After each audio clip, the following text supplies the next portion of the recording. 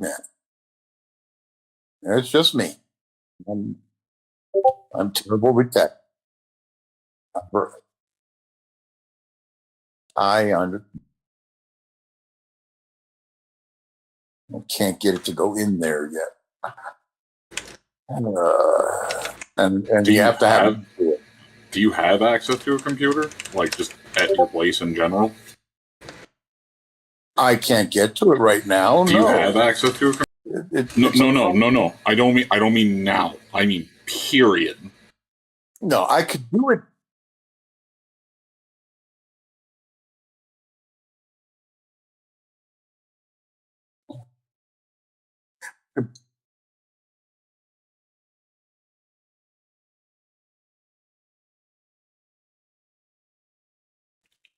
Okay.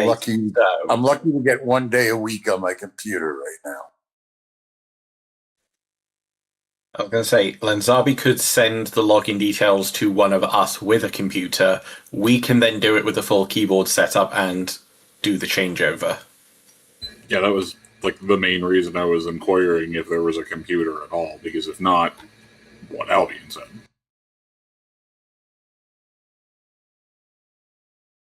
That sounds like it would work. Yeah.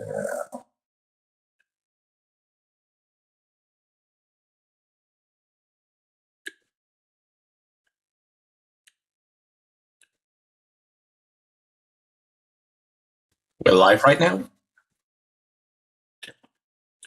Okay. We're live. Okay, I stepped away for a second to fill my water bottle, so that's probably why I didn't notice. Oh yeah, I'm tabbed on TTS. I didn't realize that she'd flipped the big red button. Yeah.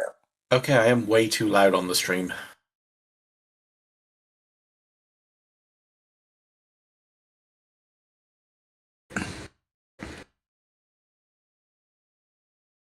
Yes.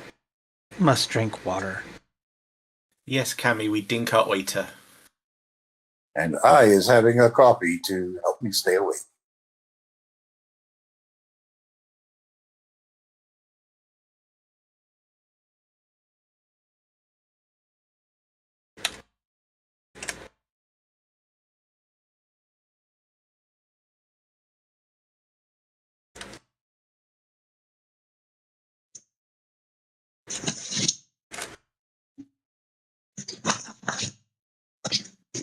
Is there any problems with my voice on the stream?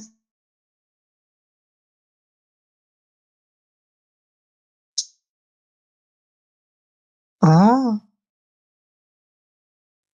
No, you're coming through clear on the stream. I turned my gain down a bit because I was considerably louder than the rest of you. Ah.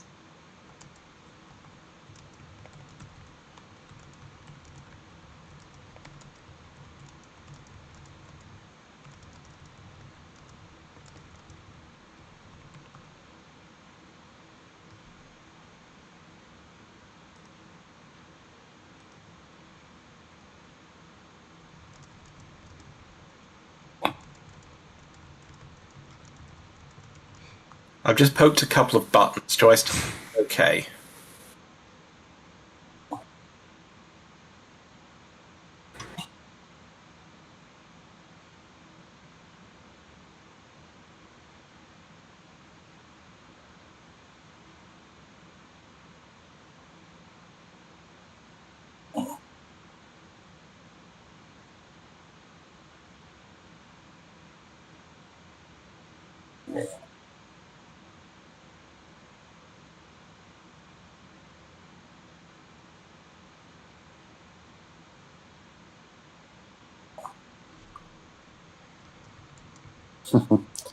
I can tell you one thing about the artwork, though. No wonder he'd be drinking so much. Those are some small half pints. It's shrinkflation. Not in fantasy world. No. Yeah, in Fantasy World too. God damn it. Ugh. I mean, did you really think the Imperial crown was going to hold value with 3 different emperors? Yeah, Mm. you got a point. Wait, 3 emperors all at the same time, or one right after the other? Both. All at the same time? Both. Each claiming to be the true one. Oh, that's just plain confusion. And all 3 of them entering currency with their face on it. Damn. I mean, technically, right now we've got 4 because we've got the Reichland princes, the Wolf emperors, the Attilian emperors, which is an empress at the moment, and the Marienburg countess. So Oh, I thought shit. there were 4.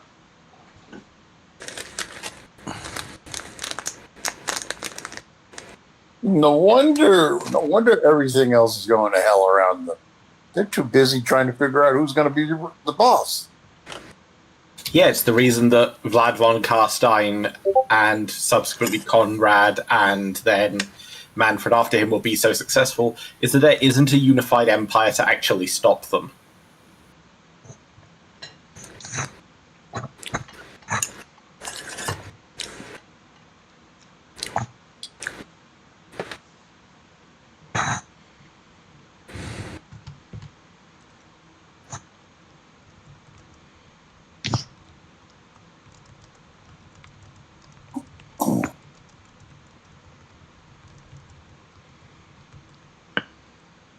And the timeline gets very confusing because Nuln is nominally part of Wissenland, which is part of the Attilian Empire, except the city of Nuln itself declared independence from the greater province and has sided with the Reichland princes, but it's kind of playing all sides as a semi-autonomous city-state that everyone kind of tolerates because they're the ones who manufacture and sell all the guns.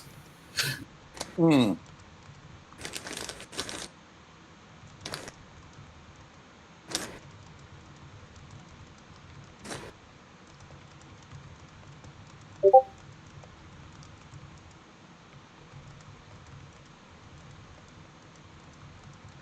For some reason, my brain immediately wanted to be like the Nuln Border Princes affair or something like that, where they get caught smuggling arms out to resell them back in to avoid taxes. What's the fucking Lord of War, but it's just a random nobleman from Nuln?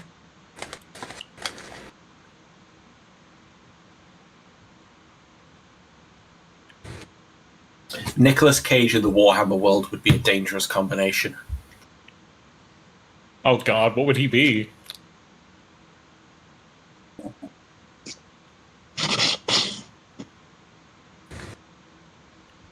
Yeah, yes, Kaba, probably a vampire. Yeah, cast him as Conrad. Why not? Yep. Yes, Conrad.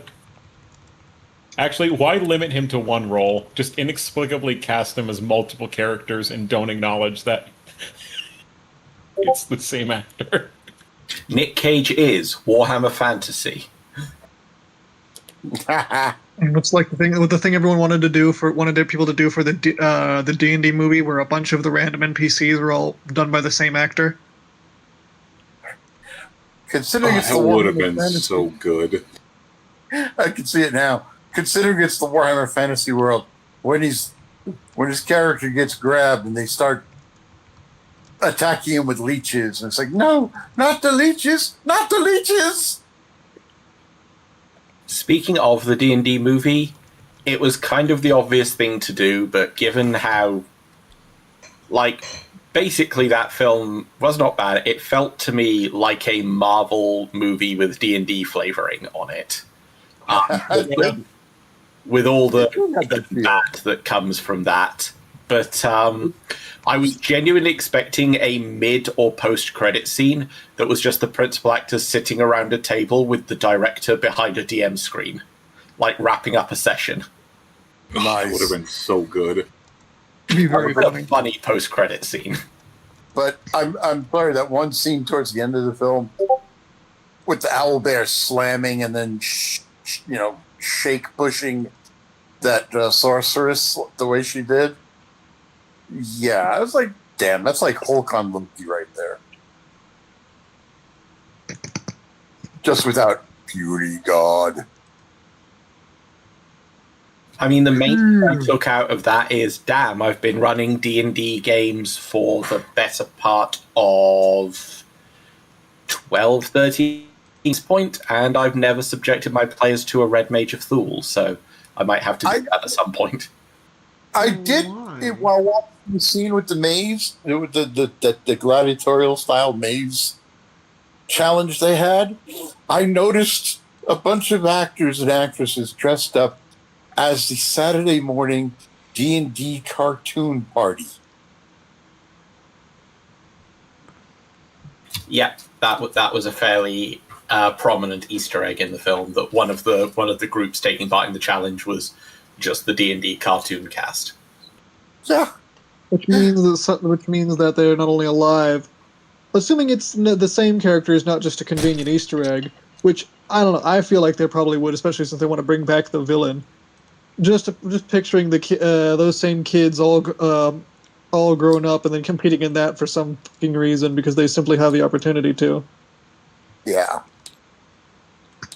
More likely, they're still trying to escape. Yeah. I mean, I'm gonna pull some real old lore out of my ass here just because my dad was a boomer or had all this. But Marvel made a comic in the 90s about that exact concept of them, like, not being able to leave and being adults. Yep. There was even a supplement. Yep. Nice. And what was it? The when they finally put the series in HD in like the mid 2000s, when they released it, they released a little book inside of it for 3.5 D&D, like an adventure and all the characters. That's awesome. I do not remember that at all. Basically, when you think about it, it's kind of one of our first isekai animations. Now, animation, yes. There were things earlier than it, but yeah, no, definitely. Yeah. An entire group gets isekais. Though, like, one of the earliest ones is a Yankee in King Arthur's Court. Oh, God. I remember that one with Danny Kaye as the Connecticut guy. It's like, whoops. There was a lot of early literature like that from that period. There was like, oh, here's an American in King Arthur's Court. Here's an American on Mars. And they're all explicitly special in these places. Yeah. Yeah. A precursor to the now, where the glories of Truck-kun and the magic Japanese person just going to various places. That's right. John Carter of Mars. That's right. How we got to Mars is kind of weird. At least, yeah, that one actually, from what I heard, that was actually a very good story and series. I can't say that. I don't know enough about a lot of those to say how good that one, but I always heard good things about John Carter of Mars. Yeah, it was quite. The original books are classics for a reason, even if they are very much a piece of sci-fi literature of their time. If you can appreciate the cheerful cheese of them, they're definitely worth reading.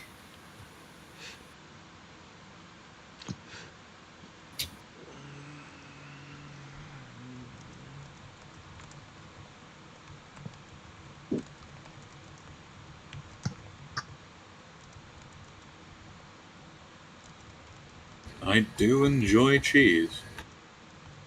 Oh, sorry about that. The COPD lungs are ticking up.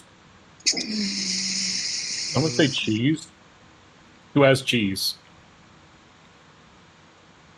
Actually, one old series of books that I want to read, get round to at some point, is Michael Moorcock's Melina series.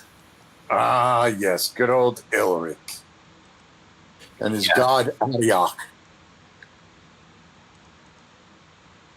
Well, one of the reasons I'm so interested in getting around to reading them is the fact that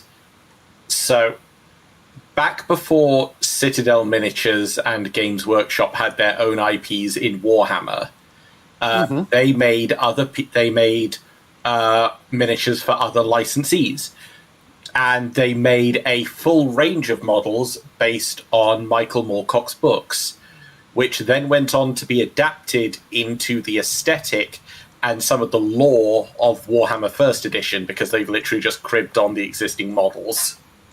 So it is in a way one of the grandparents of the setting we're playing in this evening. And you can still see a lot of the roots, particularly, like, the biggest thing is particularly the High and Dark Elves are very apparently similar to what you see in the Melibone books. Oh, yeah. Oh, yeah. So I'm That's interested awesome, to sort of to actually read them, because other than that, they are supposedly just fantastic bits of seminal fantasy literature anyway. Yeah, just they're classic up there with Conan, in my opinion. And immediately timed out. All right, you know what was underrated? I doubt anyone here has even read them besides maybe Doodle, but the long range of Pick a Path or Endless Quest books from the like 80s and 90s. Moon, your computer okay? It should be. I'm going to go check the internet. Okay, because I timed out and not everybody's connected. Me and Doodle are still connected. Yeah, I'm waiting on everybody to get connected so we can get started, but you know, also I don't know if Rob can connect this week or not. I appear to be connected. I can scroll around the map. Do you have access to the VTT or no?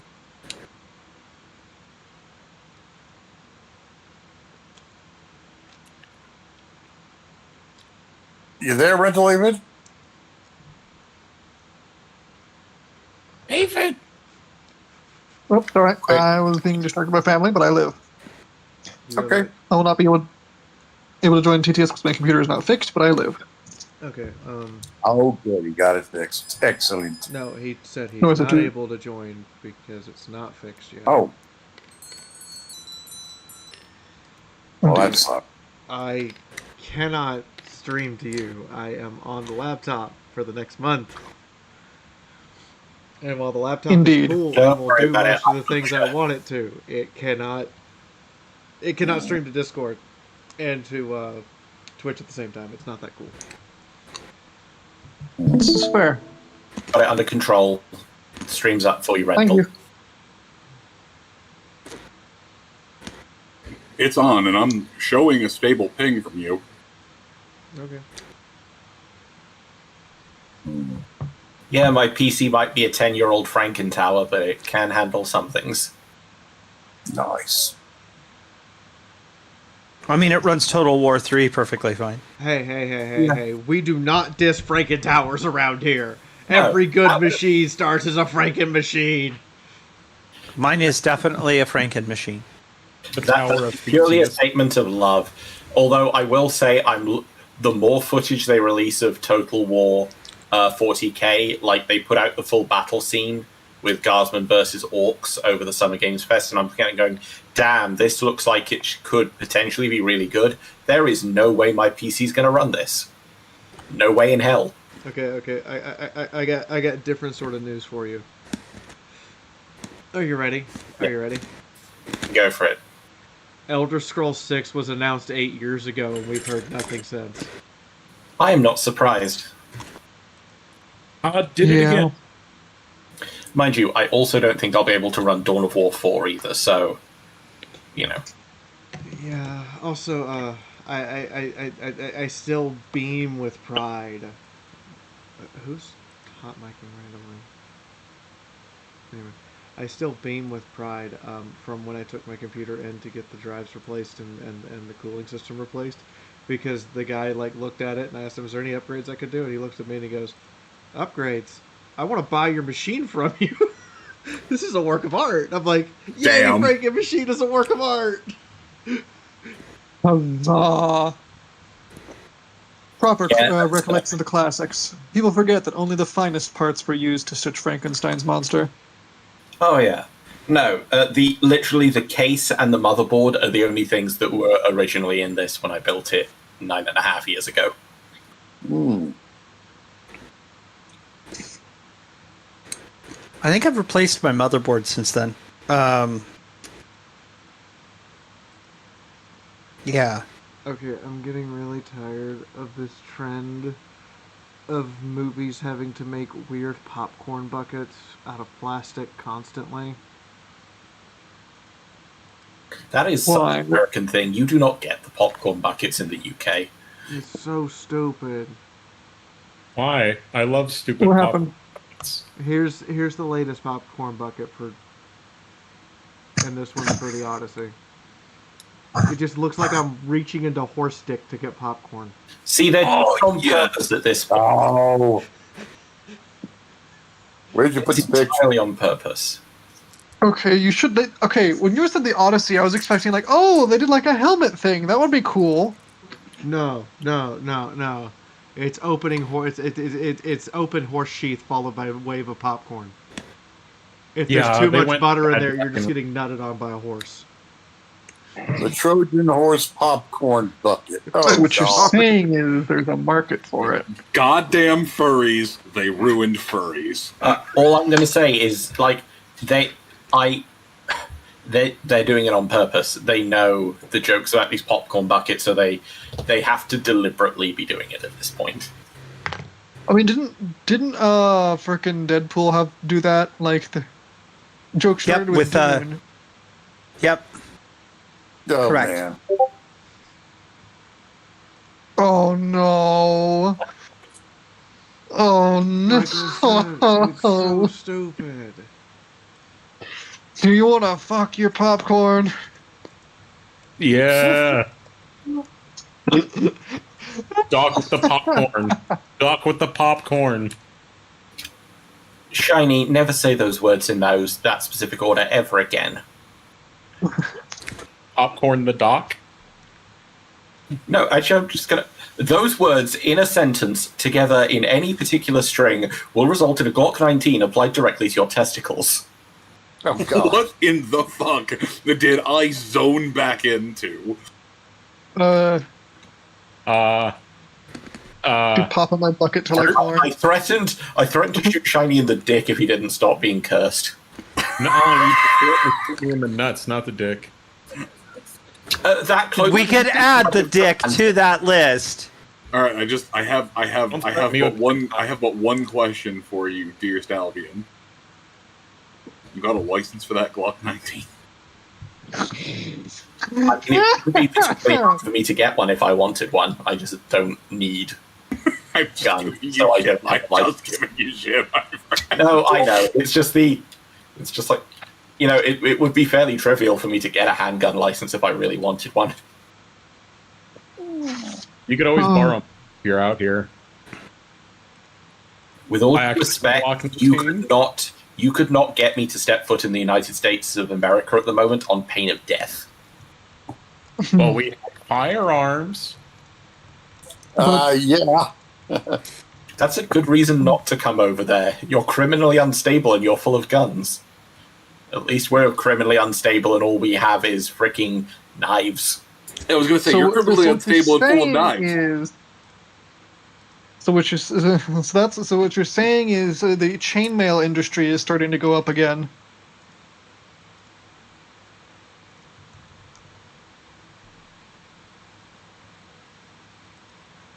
I mean, I'm not saying the chainmail industry was ever in decline, but a boom might be expected.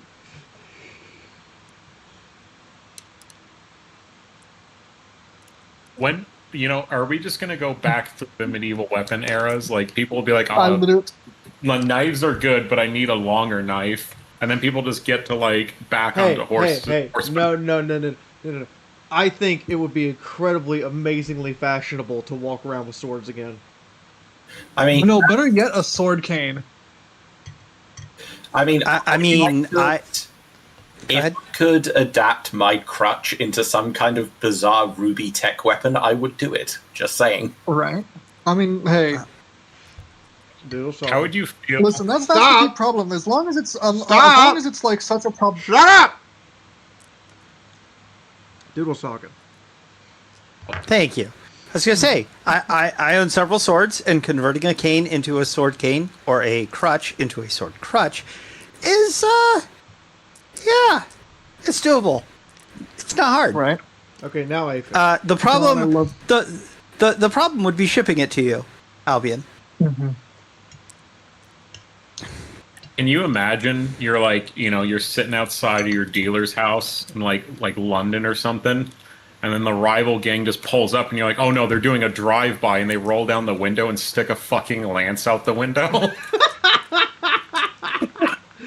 I have like a fucking Camry or something. Oh my lord! now you're reminding- really getting medieval up in this. Like the law says you No, don't the have thing is, stop if they're metal. doing that, they're driving a Vauxhall Cavalier. No, Andre, you just reminded me of the scene from the Family Guy where Peter and his father-in-law are in two different colored limousines, one black, one white, and they got lances and they do limo jousting. You know what's better than limousines or cars or vans? Having a motorcycle with a sidecar and jousting. No, now I want Robin Reliance with lances at dawn. You want So there the was a three-wheeled movie- hold on. You want the three-wheeled car with lances? Yes. So there was a movie with Bill Murray. I forget the name of it. Where they're bank robbers. They've successfully robbed a bank and they are trying to get out of the city. And everything goes wrong. And they end up in an alleyway where there's a couple of guys with those mops with sponges, except they don't have the sponges on them. They're just big pieces of metal on bicycles, and they're jousting. And all I can see, That sounds like Anchorman. that's not Anchorman. Bill Murray. Bill Murray was not an Anchorman, as far as I know. Yeah, that's way older. Yes. And every time you guys talk about it, I'm just like, yeah, that movie comes to mind. I mean, That okay, one, that sounds like an awesome premise for a film, and two, Doodle showing her age around here. I mean, I do frequently, just not normally around here. Boomer. Yeah, not quite. That would be my dad. I'm just fucking with you. So that just one thing that's crossed my mind that I've remembered is I joked about building turning my freaking crutch into a ruby weapon, but honestly what I want most is I want their weird collapsible weapon tech, but what I want it for is just for the ability to collapse my elbow crutch down into just like a very small wristband so that I don't have to worry about where I'm leaning it whenever I'm sitting down somewhere. It would just look badass as fuck.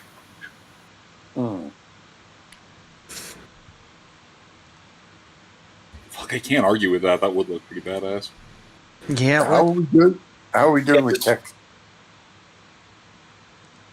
Well, everyone's in the server who should be. Correct. I think we're about ready to start. Everybody who's here, we're going to be revealing some new Cletus artwork for you guys, but I don't like. I have more than just the one piece, but. Oh, hang on. Ruddle, is your computer working yet? Piece. Tell Luffy. It is not. Okay, so then yes. Okay, I'm not telling Luffy I have the One Piece. He will find a way to sail his ship to my landlocked house, ram in the door, and come in here after it. Do I look stupid?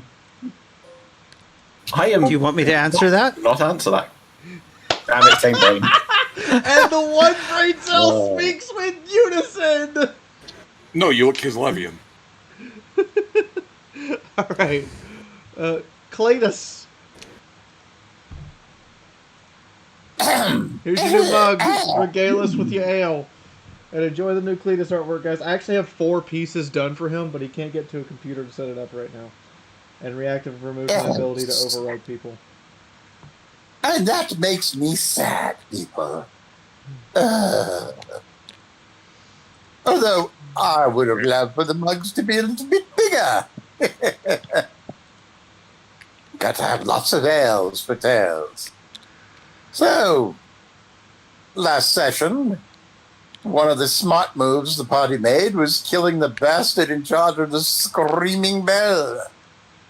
That would have caused some horrific side effects had the Skaven not lost use of that monstrosity. Meanwhile, Lucia went running after another one of the wizard Skaven. Andre following because he's just full of bloodlust. He needs to make a name for himself so that the legend of Andre Moorhire can actually become a thing.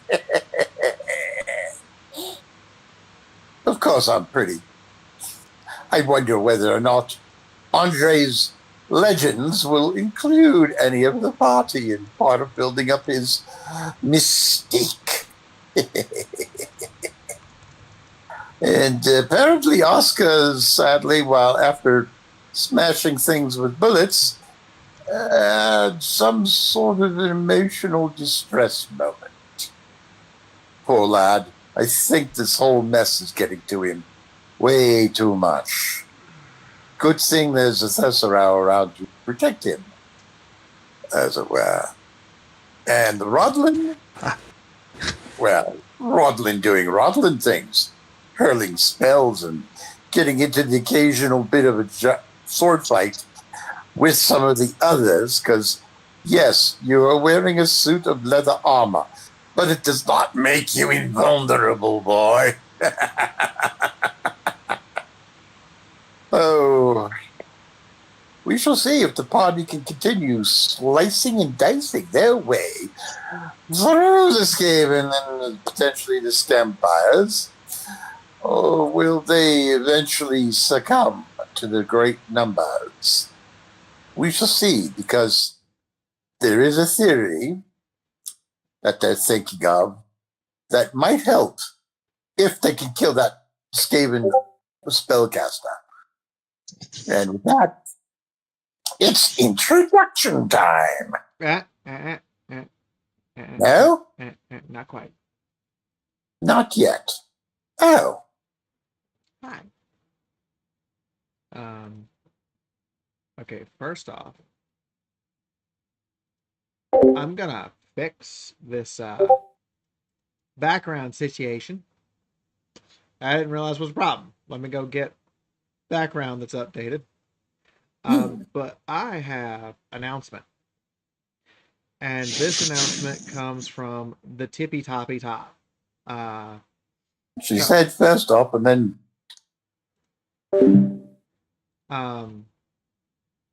what do I mean by the tippy top? All right, so you're about to learn.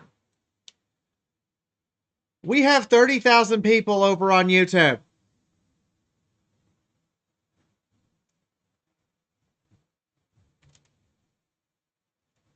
And I have decided to make a deal.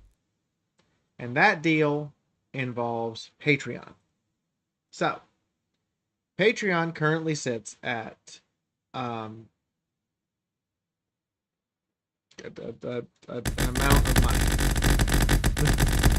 467 as of today. It was higher, but it's now 468. So,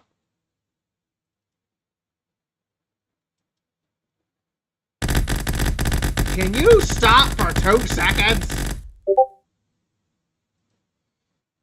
So, Patreon currently sits at 468.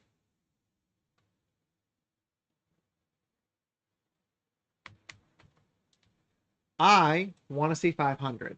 So if we hit 501, and so long as we stay over 501 promised, I will deliver to you 4 videos a week instead of 3. You get a whole extra video every week. I'm being seated during my announcement! Ian and I are coming up with something for the 30K, and we're now going to set a goal of 50,000 subscribers before the end of the year. Let's see if we can make 50K now.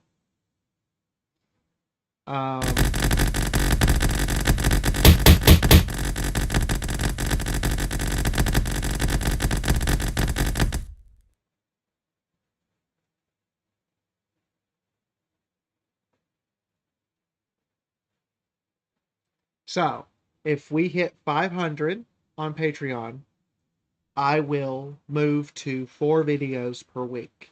The next goal on Patreon will be 650.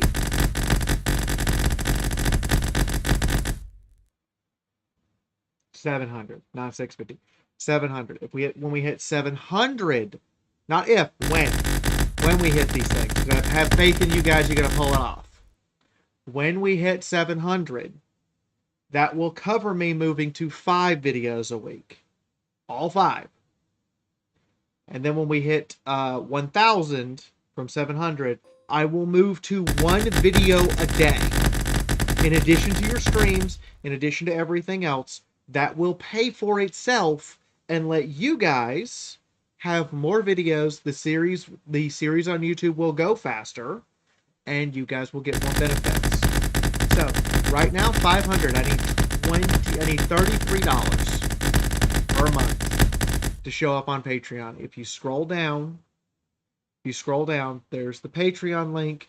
I need to redo the list there. I'm going to be redoing that list tomorrow now that I'm not flying around on a plane with an updated version. But as soon as we hit 500, we're going to move to 4 videos a week.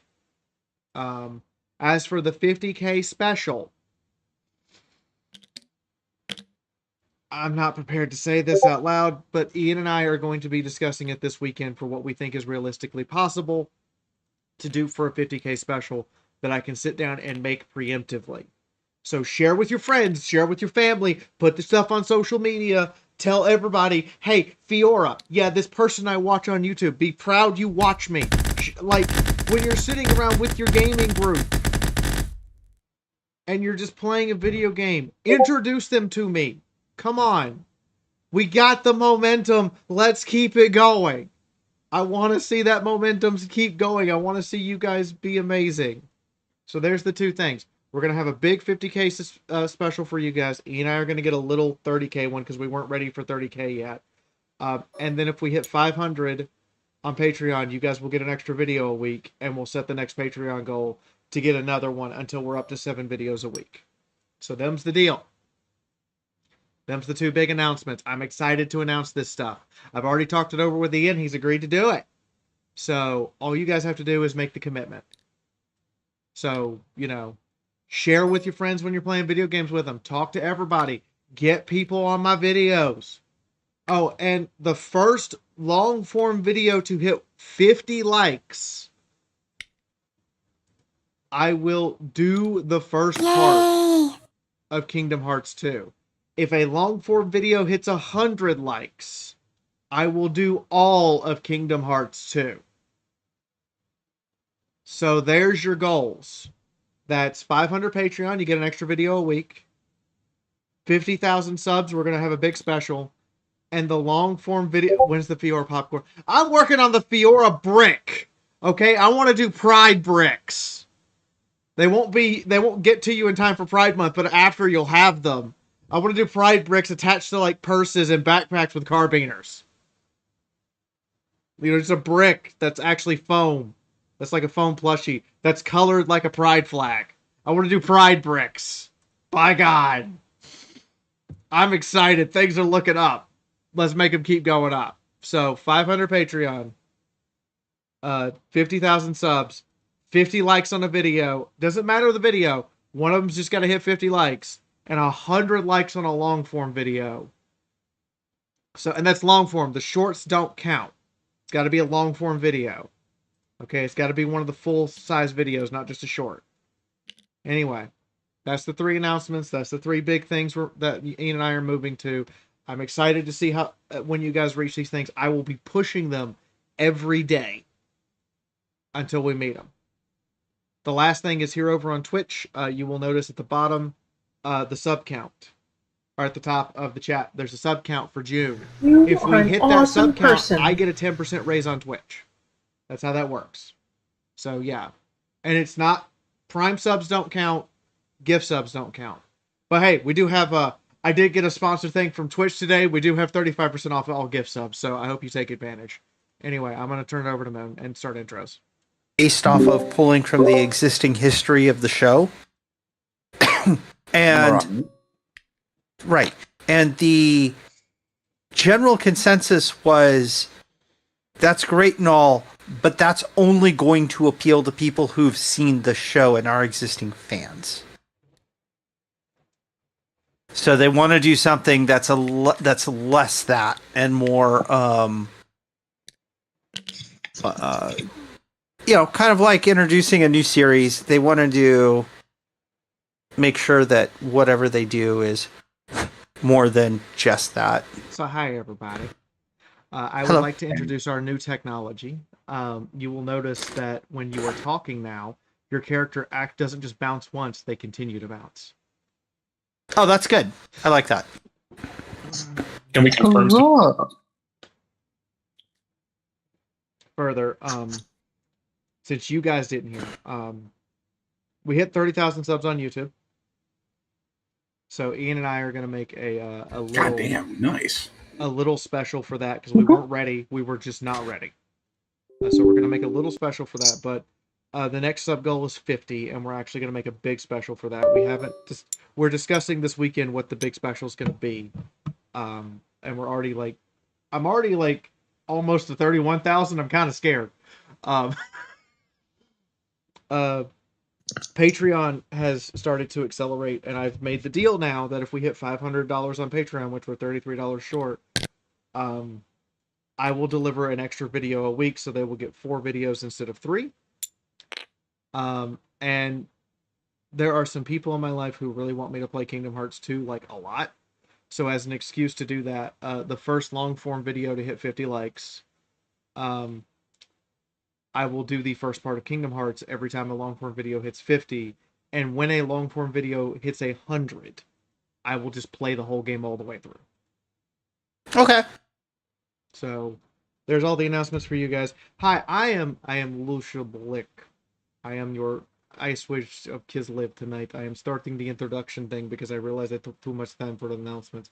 I'm also Fiora. I'm your bird mom who's doing the camera work and the other parts of this and who organized these crazy meatheads together. Next.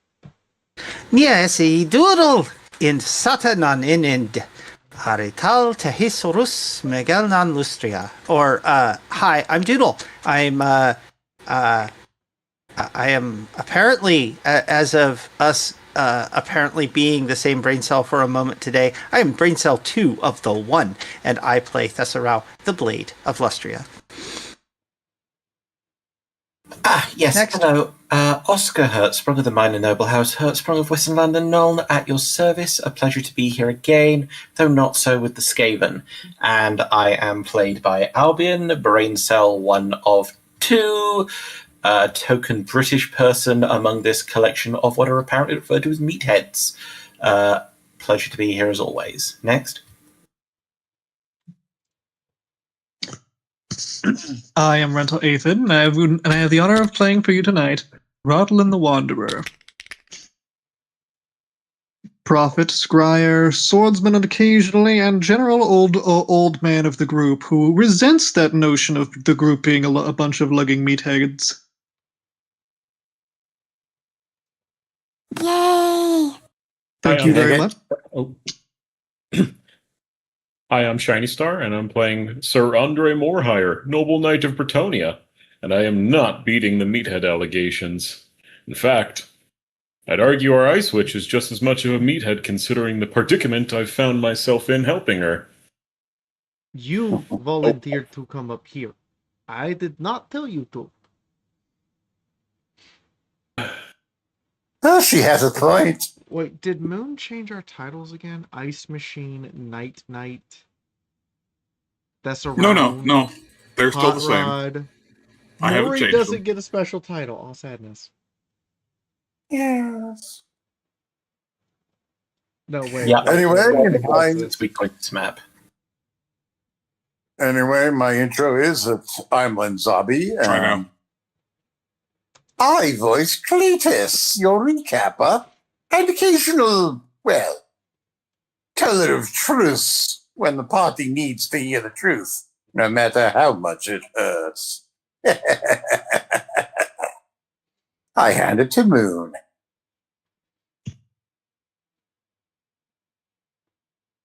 Oh, hello. I am Moon. I am your GM. I need to set the fee at some point in time so we can get the Skaven censorship magic banished from the game on her end. However, to kick things off before we start, I would like a willpower roll from Maury, Rodolin, Thess. I need to make a few for the NPCs and Oscar. Okie dokie.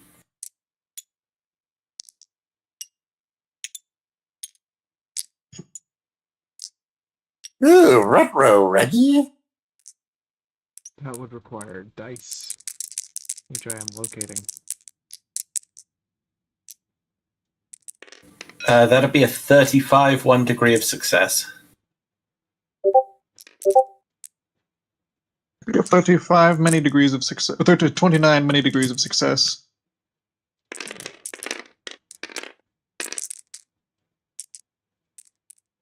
Take your green die. I am blue this time. Okay. So you said Maury, not Lucia? Yes, as I had to look at the location of the two very large remaining rat ogres that were nearby. Ah.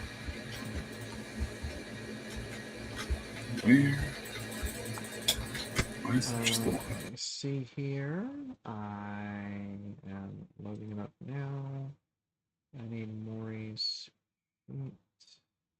I also need to, now that I'm not constantly traveling, aka not on a plane every day, I need to fix the character sheets so that they work properly again. And I don't know how to do that right this second, but I will figure it out. I think it's more terrifying And to I have been- figure it out. And I have been muted this entire time. I make the one you called for, and my traditional one, which is a little excalibrated today, is a failure. Okay, even with the -10 from terror, Maury passes by 3 points. I pass even on, so. Okay. Maury's the dark blue dice, Lucia's the light blue dice. For chat's references.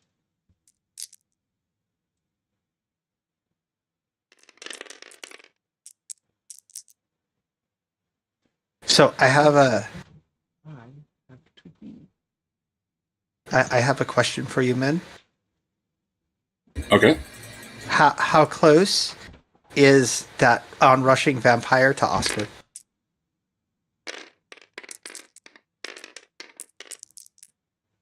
From Thess's point of view, with a failed willpower roll, how close is that rushing vampire to Oscar?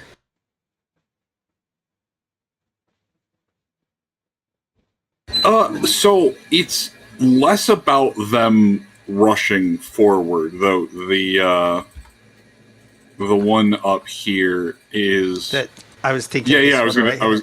here. I was gonna say though the one up there because I had to look to see where exactly it was. Looks like it's crouched down. It's going to do something. Jump. It's gonna jump. I was going to say, however, the sound, the sheer force that came out of the mouths of these two. What did you? My roll for saving versus the fear test was made even on. Okay. Exactly to the point. My willpower for fighting the effects of being still slightly under the effect of the mushroom juice, plus my reason for being down here was a failure. Because remember, so yeah, I get to be a little erratic. Okay, so did all of you pass? That's awesome. Okay, so these large monstrous creatures tower over you, utter out some horrendous sound. Several of the Skaven nearby stop and drop to a knee or simply flood backwards, along with a few of your reinforcements. They all but drop their weapons and run behind something solid to cower, as they have been afflicted with terror. Okay. That's not good. There's two of them. I cannot see it as doing anything but overlapping. Yeah, no, it's fine. That's still not good. Okay. Sorry about that. No worries.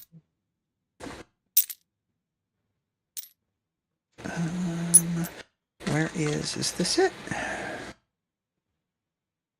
That's the... No, that is not the one I need. What are you looking for? Out of game, I'm looking for a wireless adapter for a headset, because I'm going to probably have to go and start making dinner here in the next, like, half an hour to an hour. But Oscar, you passed, correct? I did by 1 degree, yes. Excellent. So, it is horrifying and truly unsettling, but instead of filling you with a sense of terror, it fills you with a driving, pounding sensation of human spite and rage, and just, if I kill you, I get to see the sun again.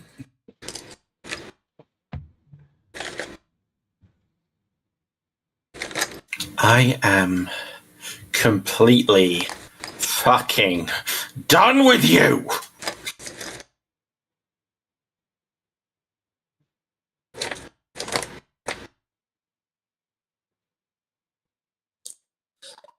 Here we go. Fear and loathing in the Imperium. Alright, what you got? I think we're at the top of the round. We are indeed.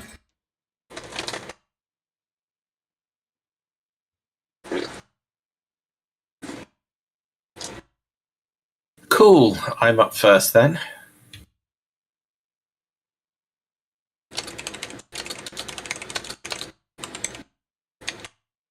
We've got a storm vermin closing in on me, who's currently being dealt with by Board.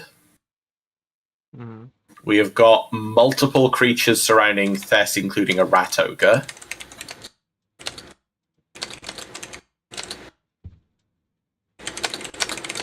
Question, is the Taskmaster behind the rat ogre handling it in any way, or is that just the position it ended up in the crowd?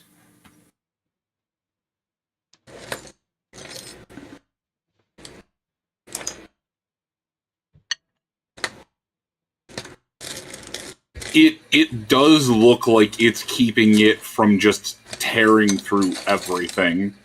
Though, to some degree, can you make me a perception roll? This won't count against your actions. Cool.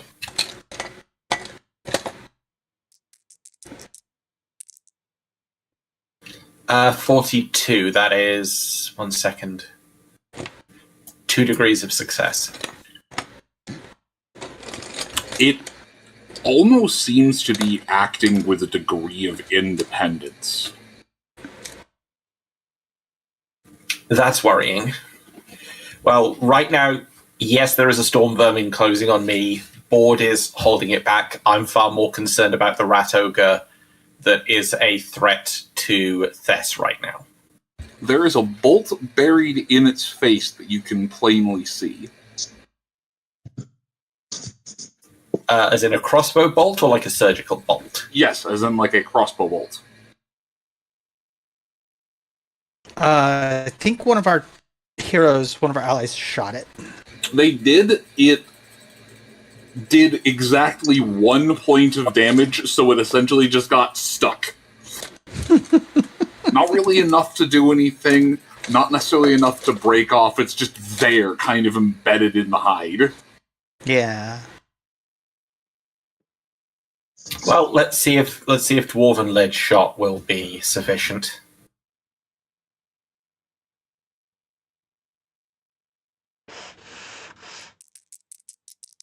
I do have a question. Are you aiming for the area that has been injured, or are you just shooting for effect? I was shooting for effect, but that's an 82, so that just misses by 2 points, not degrees of success, by 2 points. That will hit. The thing is massive. Okay, in that case, that is a bullet to the 28. Like, there are very, very few things in this system that provide, or at least should provide, bonuses to being hit from their size, but rat ogres are definitely one of them.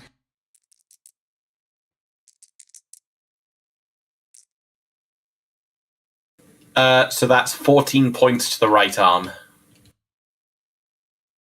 Oh, damn. Alright, so as it's roaring, you see it, instead of coming down with those claws, you see it all but clench a fist, as it looks like it's just going to hit Thess with something between a pile driver and just a downward straight. Your shot rings out, you see it punch through the thing's hand. And any thought of attacking Thess is gone from its mind as it's clutching its injury and trying to figure out what hit it.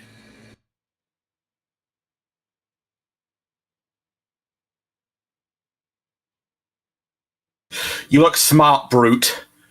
Run or die.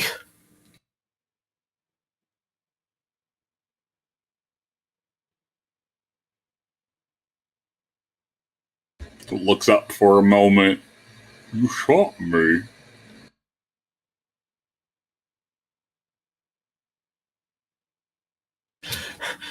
Are you in pain? Take it out on the masters who goaded you here in the first place.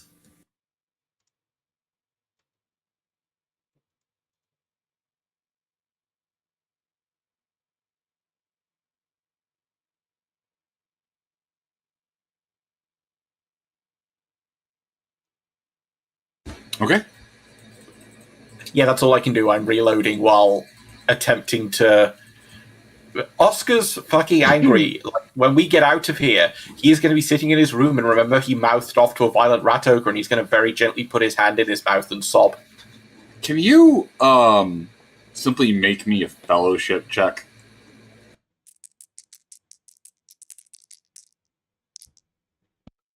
Uh, 59. 1 degree of failure.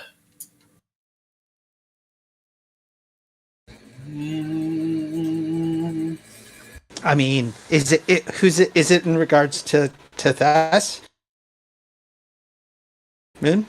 Okay, so it looks down, it looks at you, Oscar, it looks down to Thess, and Andre, take your turn in 1 second, but it looks down to Thess. Me break you, then me smash him. Alright, Andre, you are up. Huzzah. I'm genuinely terrified that there's a rat ogre that can talk. Well, that Gray Seer needs to die immediately, so both of my sword swings are going to go into him. Excellent. I looked over on the thing's stat spread and was a surprise to you to realize that it was set at 30 because that was everything dialed down to as low as it could. I think our numbers are even there, This 3 to bag of 3. hugs for $5. So just flat roll, yeah. Here, Yes. Moon, get your rat ogre Okay. a bandage.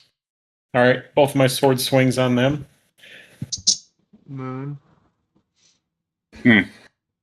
Tom just paid for you to give the rat ogre a heal. That's a D5, right? Yeah. Thomas, you shit. What do they mean, an eel? No, not an eel! Just whips you with an eel. Lucia, if you don't mind, peck and scratch with your bird appendages. Distract that damn thing. I want to point out that Form of the Raven is not some big bird person, Aerococra, or Thunderbird, or even person-sized bird. No, it is literally a foot-long corvid.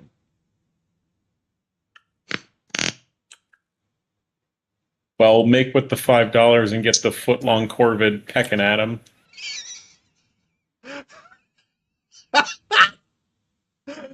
You know, the $5 foot-long isn't even $5 anymore! That was hilarious. I love that. Like, I gotta say. That was pretty quick, I'll give you that one. Yep. So, you know, broken Some clock bumps, today.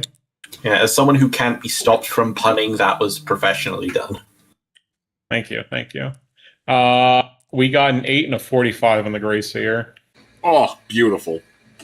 Harry, because he's a little squishy wizard. Yeah, I was gonna say. I was just trying to see if he had anything. Yeah, he tried. He thinks for a moment to throw up the hand with the scroll in it, and then realize that's a bad idea. So he just throws the weapon in front of the scroll, effectively sacrificing himself to protect the sacred scrolls.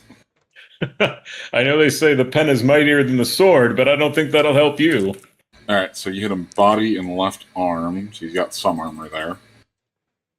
14 to the body. And 13 to the arm. Nice.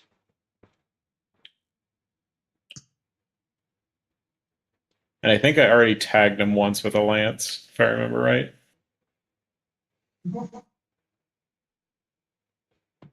Oh, yeah, no, it was like, all right, so he might be able to survive a half of one of those. Andre So- over here at Lance and Skaven like you Lance Boyles in a plague zone. So you stab him once in the chest. He goes to try and start weaving something with his arm. You see those ratty fingers tracing magical threads in the air. The other swing comes down, takes the arm off. The shock from the stab to the chest, the lance hit from before, and now the disarming, it drops down, twitching. As you have turned the odds in your favor. Also, everyone feels the surface dwellers in the air, and the handful of followers of Niaro would feel a weight lift off of them that perhaps they had just been down here so long and become accustomed to it. But a weight is removed from their shoulders, a lightness fills them. The air becomes a little bit easier to breathe, and you all have for the rest of the fight, you have a +5 to all D100 rolls. Wonderful. Nice. As you have killed one of the mages who was counterspelling you. Does that mean that the magic will be easier to cast as well, or It is that just a bit? does. Okay. Oh, very cool. Esperance will do a double stomp on this one. No.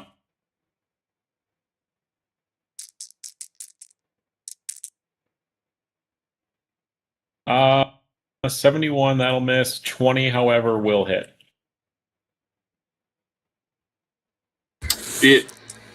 It ducks the first hoof and then proceeds to stand up into the second one. 15 to the face.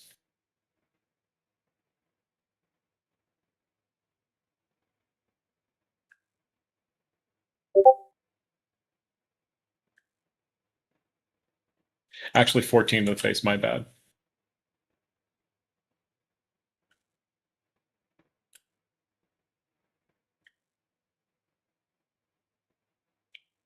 Alright, it's gonna try and dodge.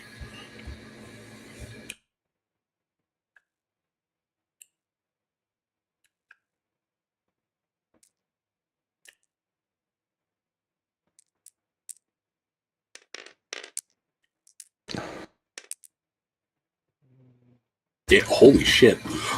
Okay, so Esperance goes to swing in with one hoof and the rat dips down once. It stands up and moments away from being struck in the face, you watch its entire body recoil down and out of the way with an impossible speed as it manages to dodge the hoof. That's all right. Andre will yell out and rally the folks. The winds of fate turn in our favor, friends. The bulwark of darkness falls. Stand firm.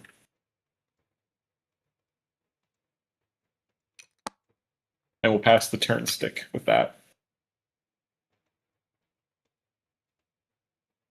Well, the air certainly,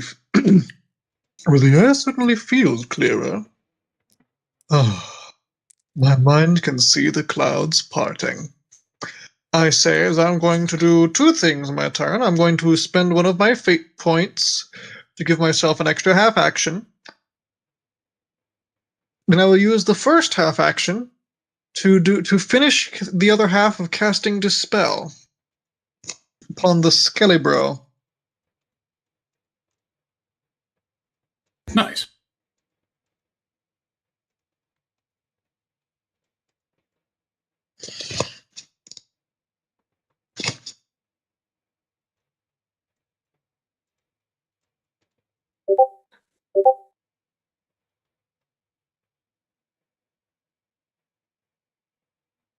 And that is a successful cast of Dispel upon the Skelebro.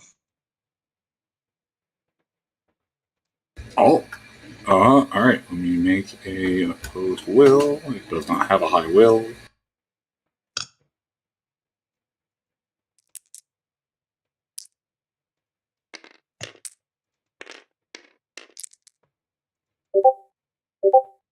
Yeah, it's an 86.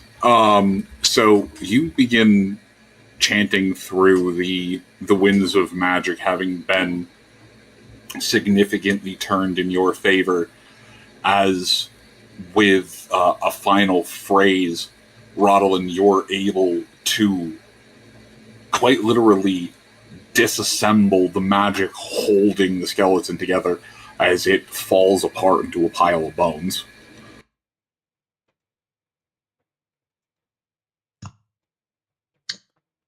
Excellent. One storm cloud gone, another to follow. And Rodlin is going to turn and then make a swift attack against the Skavens near him if he is within melee range of those two. Next turn. Dispel is a full action. But I did the first half of the action last time. Oh, that's right. Okay, yes. I spent an extra half thing, so I have swift. So I have a full action to spend. So I will swift attack. You and did. I I am will. sorry. No, you're good. I will swift attack, then I will Let's see, there are two. Are they both within reach? I can't check.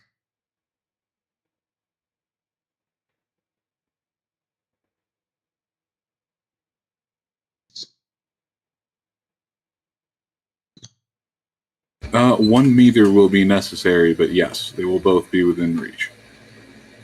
Okay.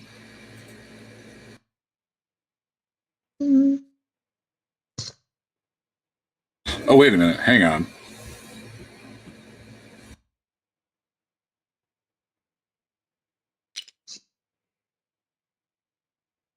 Those are at crit 11 and 12, respectively. I am so sorry.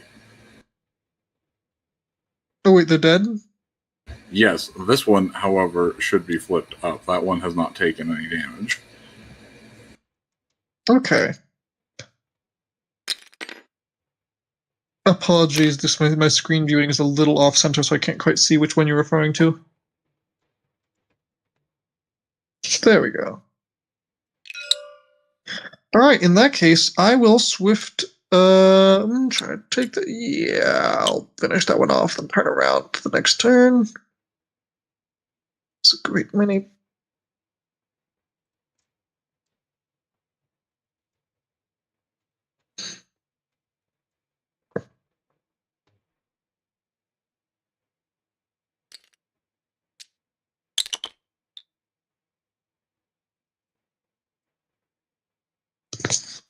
Alright.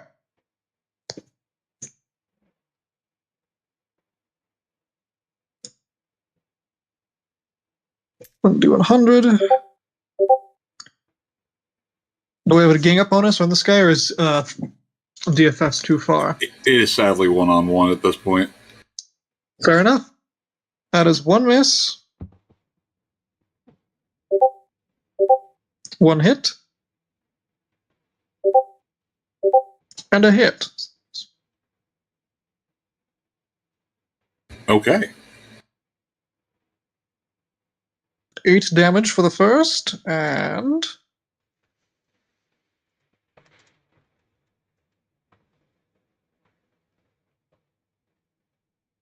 13 damage for the second.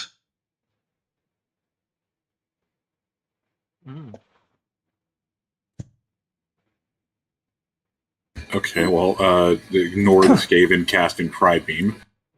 I was going to say, pink is not normally a Skaven color.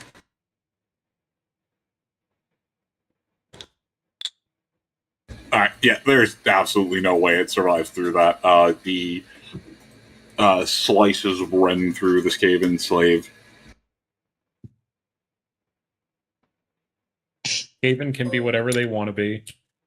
Hey. Except alive. Oh, with some Skaven who happen to be, devotees of Sigmar are an exception. Hold on, did you just not all Skaven? Maybe a little bit. It's okay. Not all Niaro's Skaven, good. but always not all Skaven, but always a Skaven. Oh God. Wow. Thess. Okay. So I made the fear test. Yep. You watch as the rat, or as the large, lumbering, somehow less malformed than some of the other rat ogres you've seen, but it clutches its hand that it was shot in. It seems to dig around in the inside of its cheek. You hear something crack like it's made of glass as it swallows whatever was inside of its mouth. The shot or the damage to its hand seems to slowly knit itself back together, but it seems a little preoccupied with the fact that something tore through its hand than you and Niaro in front of it. Okay, that's fine. There's a moment of glance around the battlefield because the careful and ordered advance we had has apparently no longer careful or ordered, as half of our group has basically charged. And there's a moment of panic as I take in the field. And how close to the edge is this edge of the thing? Is this Scampire here? Hang on.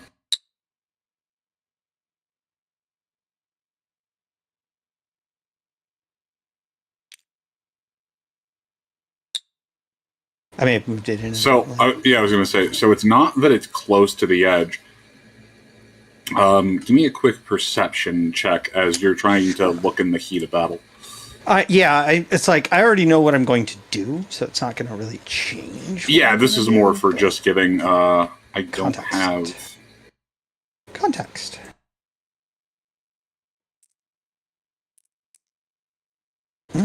Today's roll is an 85, and that is a miss, because I am not that perceptive. I am very perceptive, but I am not that perceptive. Okay, you look over, and you largely just see it standing there menacingly. Okay, well, but its direction and course is pretty obvious, yeah? It looks like it's going towards your back line. You can't tell who it's aiming for, if it's aiming for anyone in particular. But given the fact that it's going up the half pike, it looks like it's trying to hop past the frontline defenders. Okay, well, that will not do. In a controlled panic, but still a little bit of a panic, I take it the rest of the clan rats are still feared? Are still morale broke? Like they haven't made a morale save? I was going to say, so I need to make a test for this one real quick. You can assume that these Skaven slaves back here are not going to move. Or if they're going to move, it's going to be backwards. I'm not worried about that. I'm worried about the two I have to charge by. This one is unconscious. Okay, so then this is the one I have to worry about. Yep. But you can get past that one. It's not acrobatics. Athletics. Yeah, a simple athletics would work. Or whatever the skill is. They don't really have a skill for it. I do not have that skill as of yet. So we will make an agility check, because that I do have at a decently high rate. Either that or it's a strength roll to, like, push by him. Either one. Please, oh please. That is a successful roll. Okay. Let me see if it's feared, if you're going to have to do anything in the first place. Yeah. I'm probably going to shoulder him aside as I go by, so.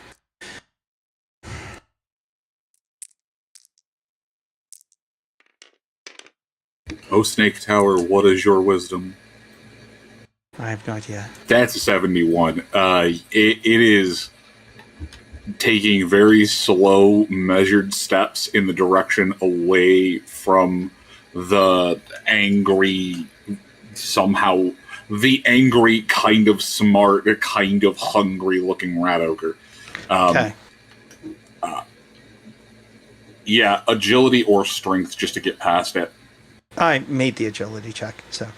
Okay. I'm much more of an agility than a strength build, and I'm also down strength at the moment. So. Well, either would have worked, but you are able to nimble past it. There isn't even a word or warning to Niaro. Just one moment Tess is there, the next she is slightly panicked and running after this vampire. It's quick, huh? Yeah. Normally she communicates better, but that is going to be a charge attack against its side. Oh shit. Okay. Mason. Yeah. I missed the willpower roll. The second my willpower roll I make once a run at the beginning of the run. I missed it. So no controlled attack, it's on. So it's a combination of her still being slightly high and the fact that she came down here specifically to save Oscar.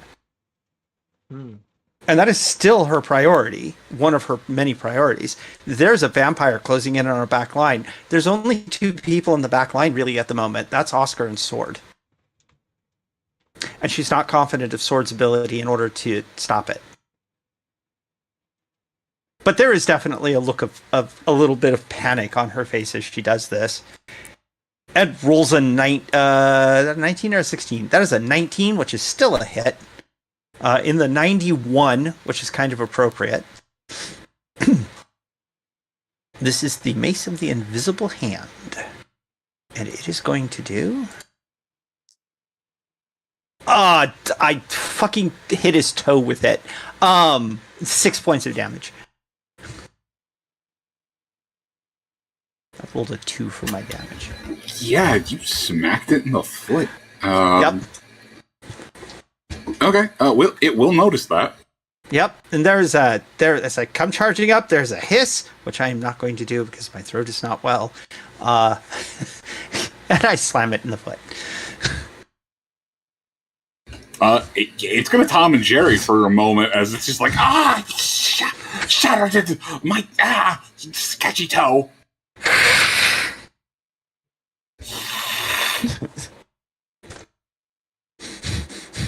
Okay. Well, you have pulled it off of going to try and get Oscar. Instead, it's going to try and get you. It may absolutely try and get me. I am not being particularly defensive at the moment, so I still have my parries, but I don't think I'm going to dodge. It is a roleplay decision.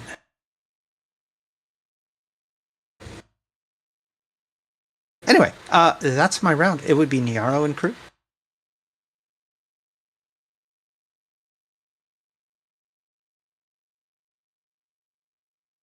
Yeah, I need to open his sheet. Welcome to the army of Fiora. Ah, shit. Alexandra Chirinseno. Welcome. Make yourself at home. Also, Blazing Haze, thank you for the 100 biddies. Tom, thank you for the 25 biddies. Check, thank you for the host. I was waiting for just a breath where I could get in all the thanks.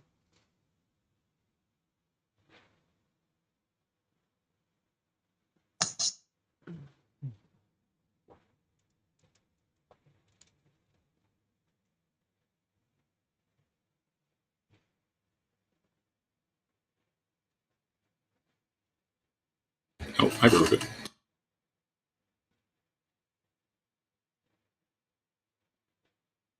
Alright, well. Ours is going to take a moment, sigh, shrug, and just swing at the thing in front of it, squeaking out, "It's Sigmar's name!" before just trying to smack it in the foot. Watch him fucking crit it.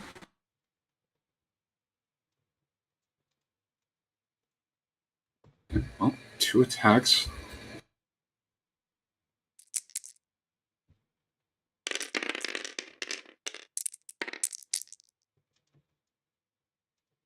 Well, the 71 won't hit, but the 23 will.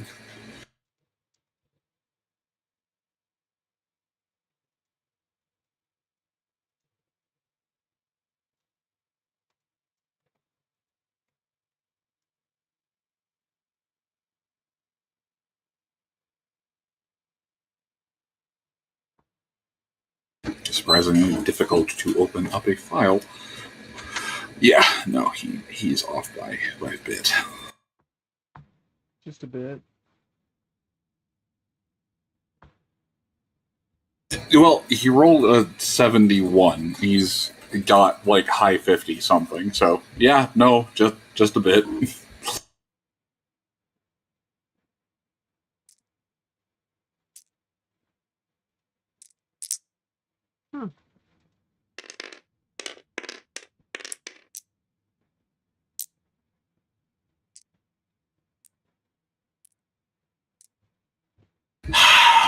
Rolling to confirm wrath. Our favorite rat Skaven.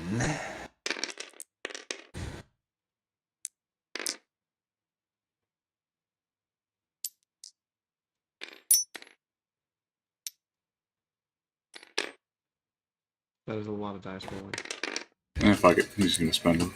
That is more dice rolling. Point. Yup, that will confirm.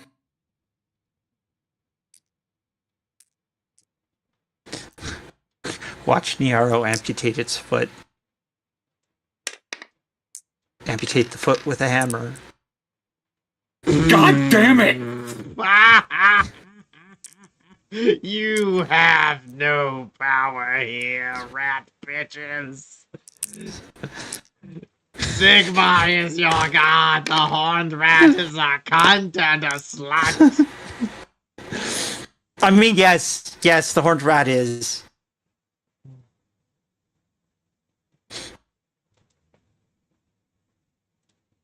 So he takes that glowing hammer, the not the fancy one, just that simple glowing sledgehammer.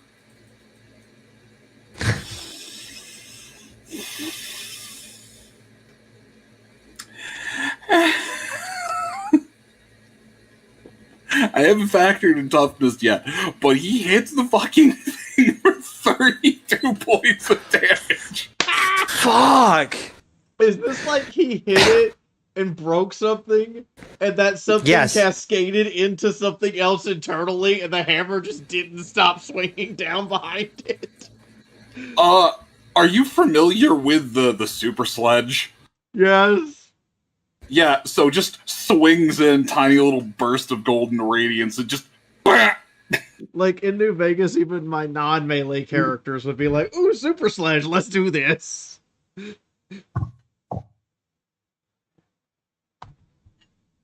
Boy, a rocket-powered sledgehammer? I can only dream of the possibilities.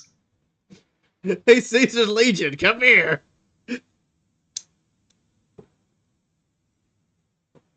It is always ethical to kill Caesar's Legion.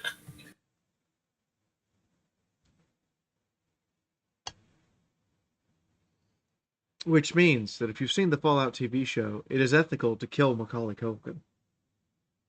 Yes. I mean, I don't know enough about the guy to say whether that statement is true outside of Fallout, but I'll leave that judgment to others.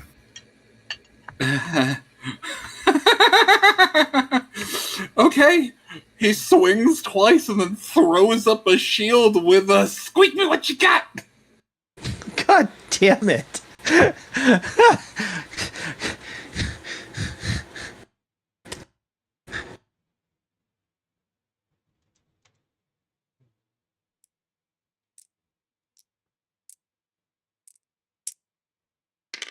Well, I was not expecting the dice to go, okay, Miaro's just going to win now.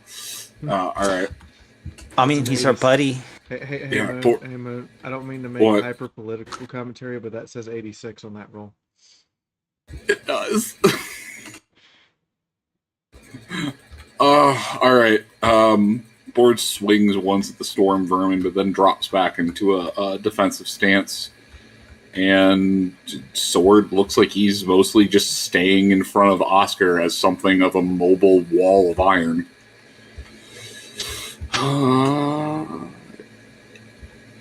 They'll go after. There are no more abominations left. You took out the last one, and no one's engaged the door yet. Actually, no, she's close enough.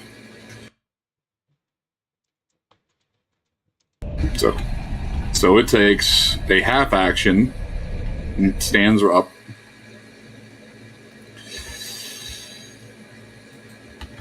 And then he's just going to pull out the Kislev special and throw a knife at Lucia.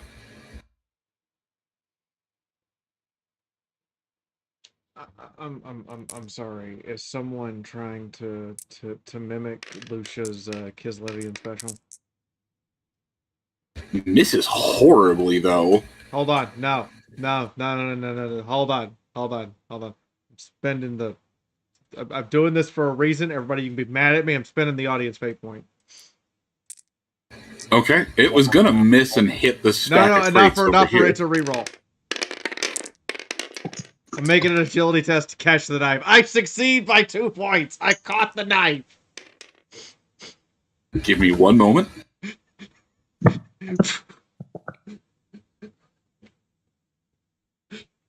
I'm sorry. Yell at me later.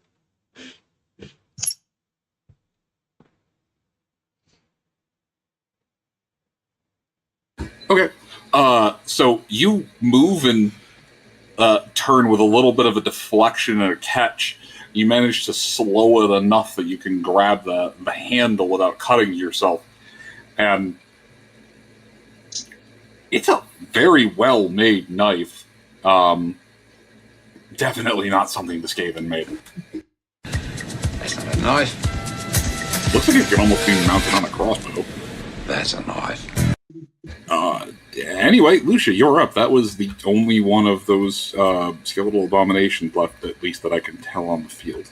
I don't think there's any more. I think you have killed them all. Yeah, no, you have taken those all out.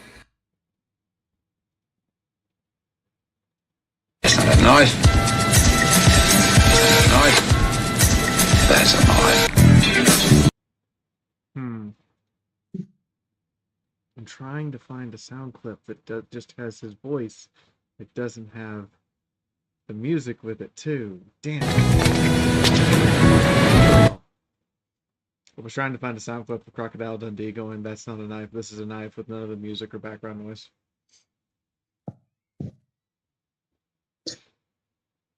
So Lucia, as a bird, caught the knife and is now like, "I have been armed."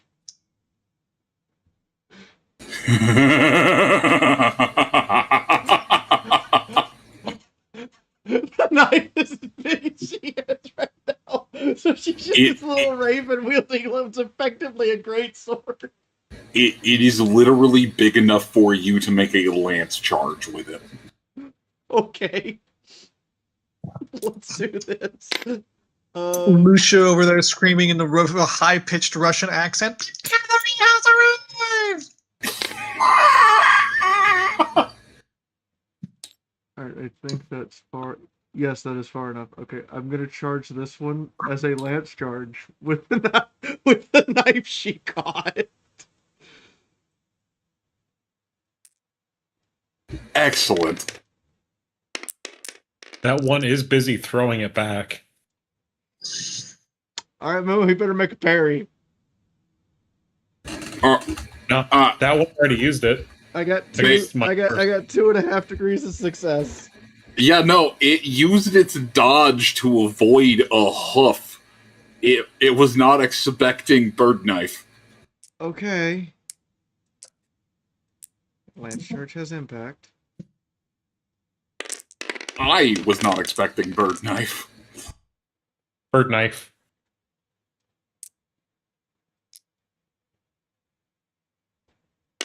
Second throw. Go on the thing. How did I do that? Oh. Okay. We might be having a time.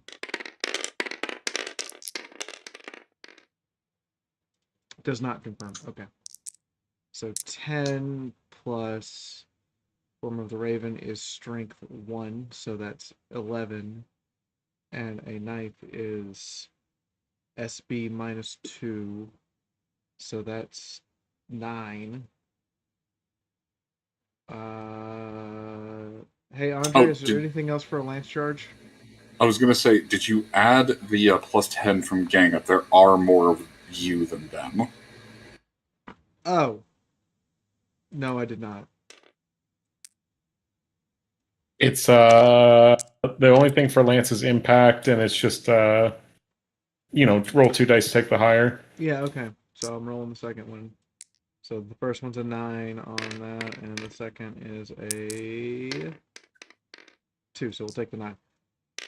So 20 points from the bird with the lance charge dagger to the 74. That was a ridiculously good use of a fate point. Holy shit. So straight into the chest. Used a fate point to catch the knife, and then turn around and lance charge the guy with it. So you hit him for 20. He's just sitting there as there is a knife. He moves slightly out of the way, so it didn't puncture a heart, but he You move slightly out of the way, so that knife is buried up to the hilt, through a lung, poking him in the back, and just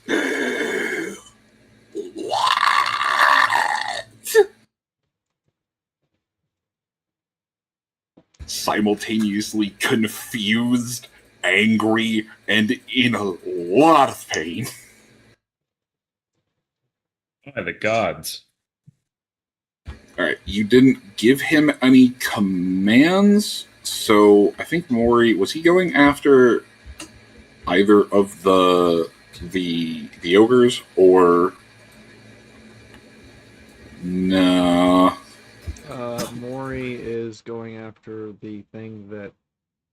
Oh, all the things that hurt him are dead. Yeah, I was gonna say, nothing's injured him yet. Alright, I guess we'll just take a moment and nibble on some of the dead, the freshly dead kills. Has anything taken a swing at him this round? Not yet, though I'm both not in range, nor am I, in a form that can communicate with him. Yeah, alright, that will change, You are an awesome person. round, though. So yeah, Mori just takes this giant Snickers bar and just keeps nomming on it. Why we gave the bear a Snickers bar, I don't know. He came when he was sent to you with a bear-sized saddlebag full of some supplies, rations, something that looks like a note from home. There was also something in there that just said "Bear Bar, feed to Mori."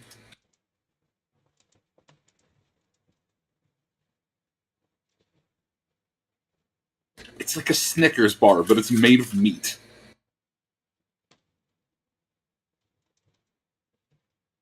So, jerky. That's all I disconnected. Did Lenzavi's gone. Oh. No. Shit. I see. Well, anyway. Rest in spaghetti, never forgetting.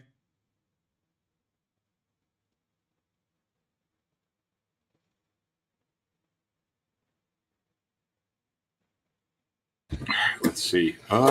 Yeah, so the rest of the poor normal, the rest of the poor normal Skaven want absolutely nothing to do with these things as they start slowly backing up, trying not to incur the wrath.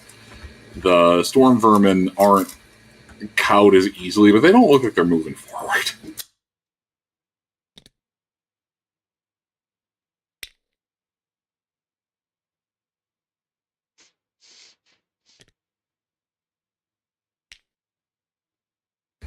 The Taskmaster largely looks like it's just trying to keep the large wall of meat between you and it, or between itself and you.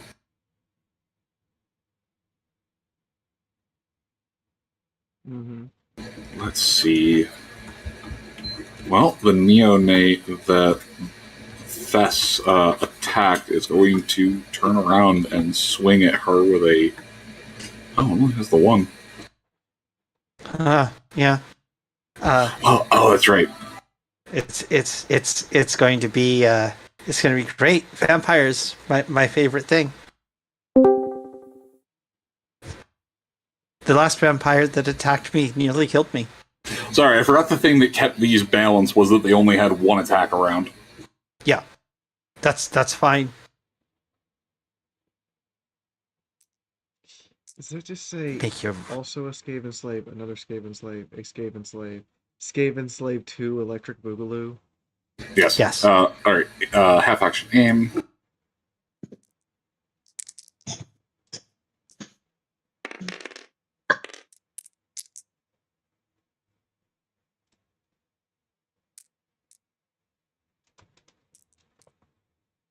Damn. Okay.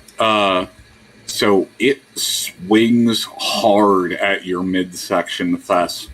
You The Army watch of as Fiora a has a new moment officer. before impact, Welcome, son. it tenses up its hand, large claws at the end flex and extend out, and it slashes the air where you were a moment earlier. Oh, good. The Army of Fiora has a new officer. Welcome, son. But you could tell that it's trying to finish this up quick. It's not doing good after that strike that you hit it with. A little 6-point strike. The Army of Fiora has a new officer. Welcome, son. Okay. Yeah. My little 6-point strike. Okay, to be fair, it is magical damage. Your little 6-point strike, The Army of Fiora has a new officer. Welcome, son. it had as you get a little closer, you can tell it's sporting another few injuries. Oh, So- it took a headshot. Yeah. Okay. Yeah, no, I'd The forgotten Army that of it's Fiora has a I, the new player, officer. had forgotten that Welcome, it took a son. headshot. Yeah. But that's okay. I just saw a big dangerous vampire closing on Oscar and decided to fix it.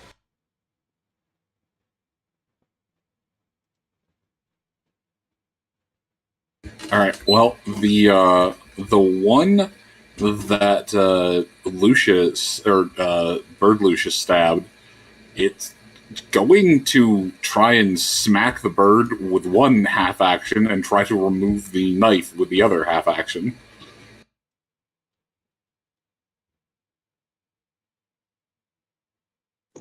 You are still holding on to that knife, correct? Yes. Man, this is contested.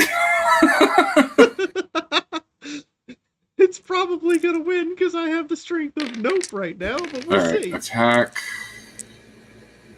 No, it failed the strength check to remove it.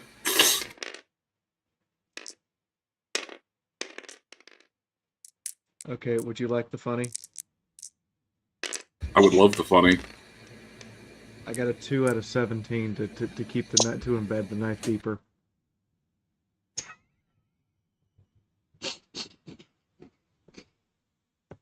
That makes sense. Because he missed the attack and the strength. I was like, oh, that's cocked. Let me throw it again. 0-2. Oh, okay. You know, for thematic appropriateness, rather than rolling in the Just gonna in the add private one chat, more point of damage. Feel like the funny rather than rolling in back. the Go ahead. rather than rolling in the private chat, so that's now so that everyone can see my rolls. I think I might ask Fiora to roll my dice from them for the rest of the session. I'm sitting over here and I'm like, I feel like the bat from the Anastasia Don Bluth animated movie.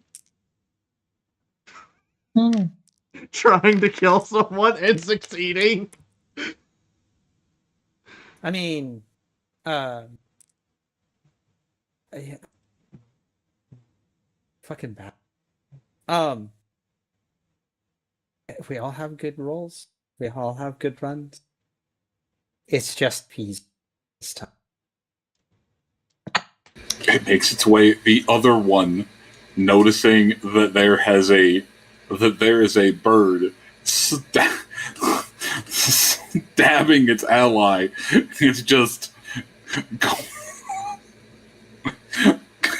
going to move over, barely manages to connect with the bird.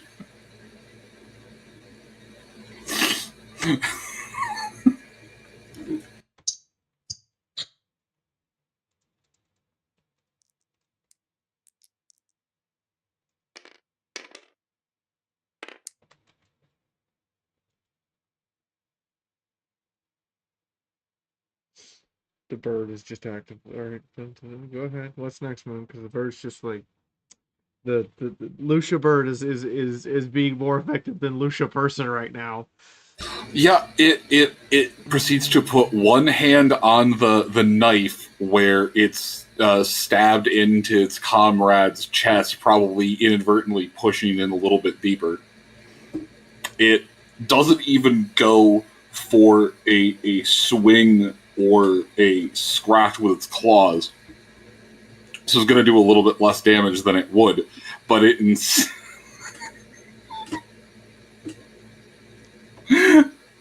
Instead, just fucking smacks her in the head. For 7 points. It doesn't even bother using its claws, just bop! It hits me? Barely. Okay. By 7 points. Not degrees. Points. Wait, do you have a penalty to be hit when you were in that form? Yeah, I'm small size. Fuck! It misses by 3 goddamn points. It gets a couple feathers and thinks it's done something, and then realizes those feathers weren't attached anymore anyway. So there's you feel the sudden sensation of something aggressively patting your head as it moves the hand up and away. Cue the Matrix dodge.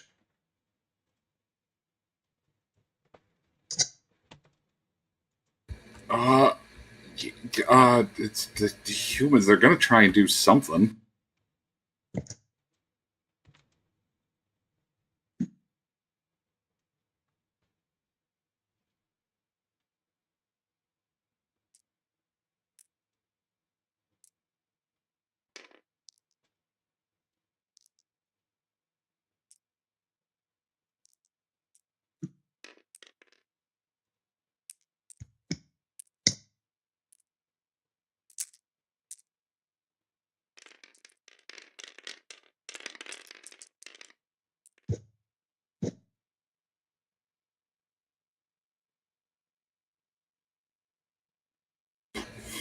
Okay, well, it's going to duck the shot across as the storm vermin moves its head.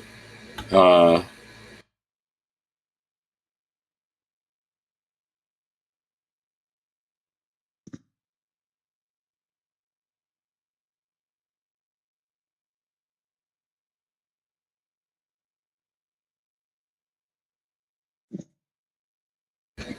that's actually going to hit. Okay.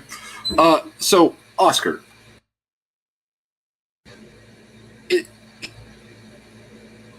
Only due to the peculiarity is it worth mentioning, as you see a woman, a former slave, with an augmented cyber arm, clearly just Scryer tech grafted to a human, go rushing forward and Superman punch a rat ogre. It's like she doesn't have a weapon. She just okay. The 45. That's a 54. That's a chest shot. Oh no, that's not a chest shot. That's a left arm. That's funny. Mm-hmm. Oh, Raven, what in Verina's name are you doing?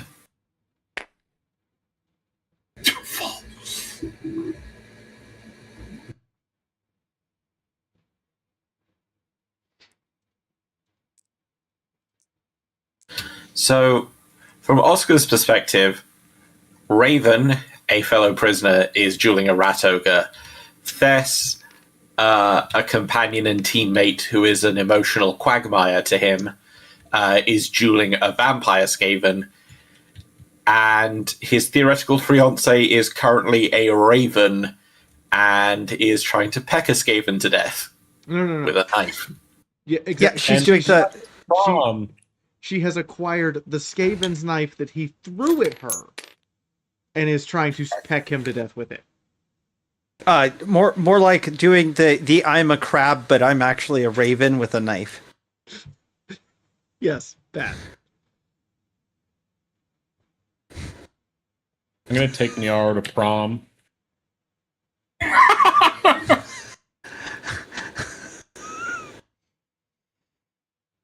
I was actually going to say that the only thing that really crosses Oscar's mind in this moment is like, is there something about me that makes every woman in my life categorically insane?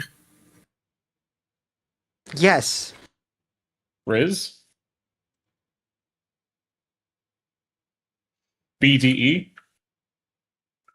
Okay, Riz, so is it fate, or does she he happen to jumps in simply there. give off too many fumes from dealing with gunpowder and other chemicals? She jumps in, strikes the rat ogre, manages to knock it backwards a little bit, actually does a little damage. Holy shit. Flick his nuts.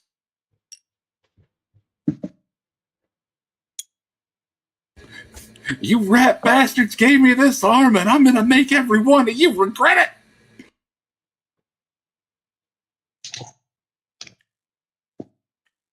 Better watch out. She's a fistin'.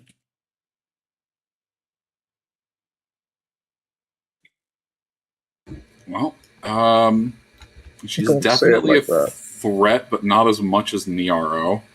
And the other one's going to turn and try to deal with the polar bear that is definitely not something they want over there.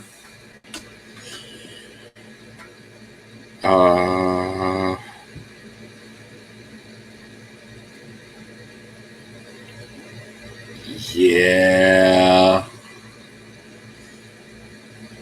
Oh no. Okay, so it would do one less point.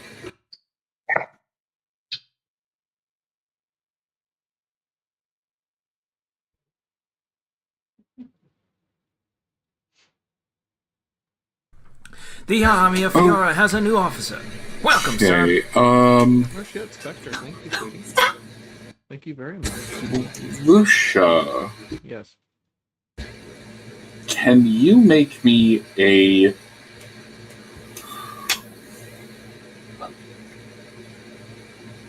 I guess toughness roll for Morty. Or Mori, wow. Okay, first off, I will not make a toughness roll for Rick's sidekick. That show's not that good. And second, okay. Finally, someone else who understands. 17 out of 63. Sorry, a Mori, not a Morty. Hold on, let me make sure that number's right.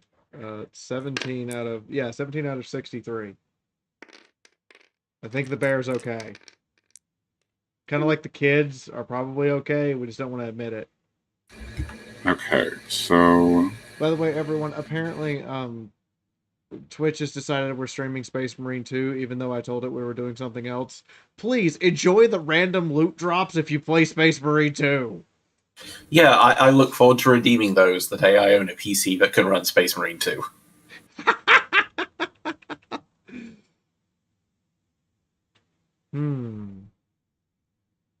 Do I make a charity run next month to upgrade Albion's machine so he can stream properly? 53, that is There are 33s. things require money for that are much more important than me upgrading to play the latest fancy video games.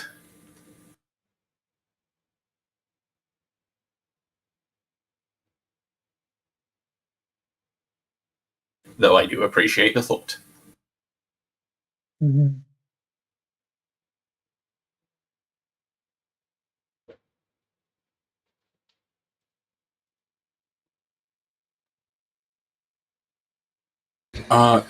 One of you please roll me a I guess it'd be a D5.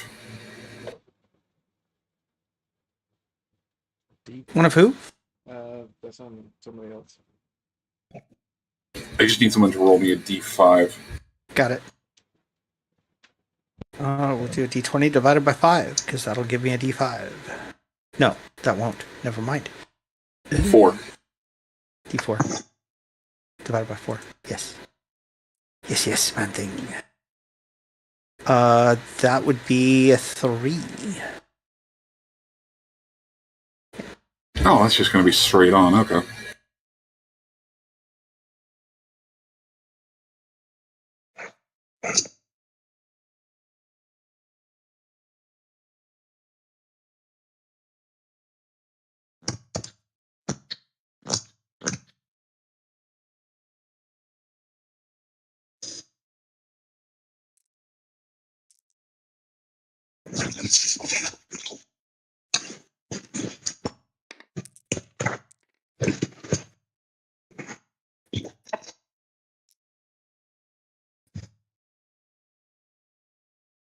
Okay, so the one that has not been injured, but realizes that there is some injuring animal between it and the lot of you, proceeds to reach over, grab one hand onto the scruff of Mori, the other simply putting a hand around his midsection and boosting him up before heave-hoing the bear about 6 meters out into the cavern area before taking a step forward into where the bear was. Because he passed the toughness, Mori will only take 7 points of damage, resisted by toughness, and resisted by toughness and any natural resistances he might have. Oh, so exactly enough to bounce. Got it.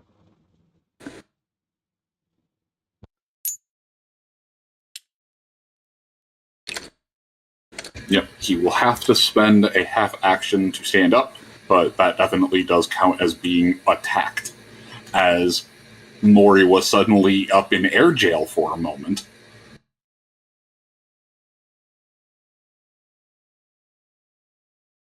Alright, another rat ogre is gonna swing and swing.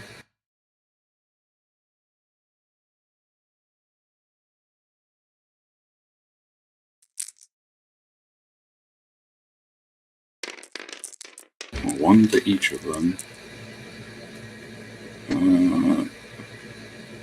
Okay.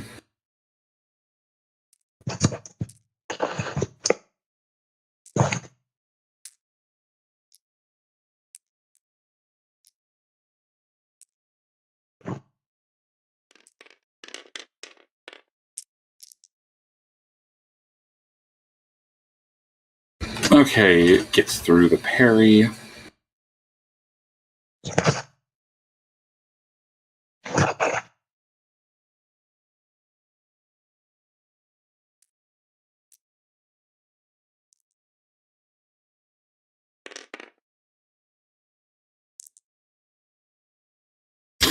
Ooh!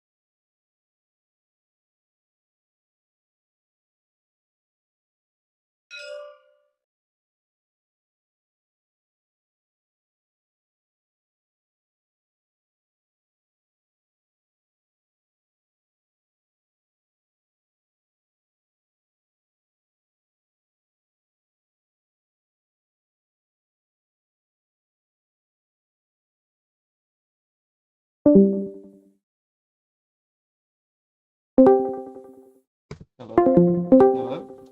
Hello? Hello?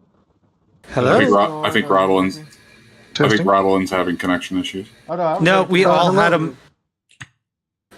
had a moment of connection issues. I watched Discord flutter. Oh, okay. So what was the last thing? Oh.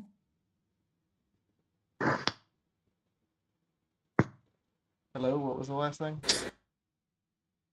Oh, Which last thing? alright, what was the last thing any of you heard me say? I heard you say "oh," and then you went quiet. Yeah, that. Okay, so Something about a parry being bypassed? Yeah, the rat ogre swings into the two in front of it, one blow to each. The human's able to dodge, as she has her mechanical arm up. Nyaro has a shield up. The blow makes contact and pushes him back a foot or two. 11, he takes a 11 as he's not able to deflect the attack. But that is resisted. I'm just trying to see how much it actually takes.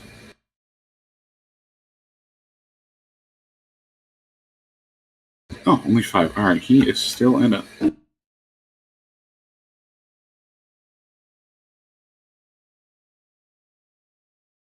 All right, cool. He got smacked by a rat ogre and is still standing. Let's go, Yoda. Go, little green boy, go!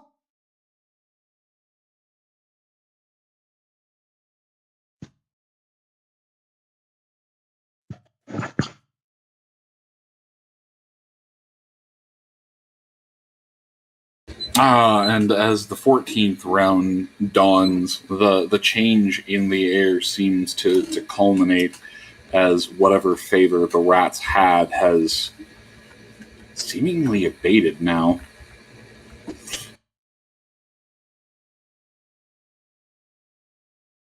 Their ranks are broken, their numbers dwindled. But it is at the top of the round, and Oscar.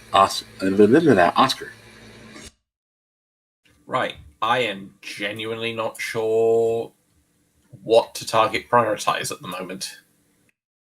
A lot of things that probably need my help. I was going to say, the one that you shot does not look like it is doing well. It effectively has only one arm at the moment. The rat ogre. Yeah.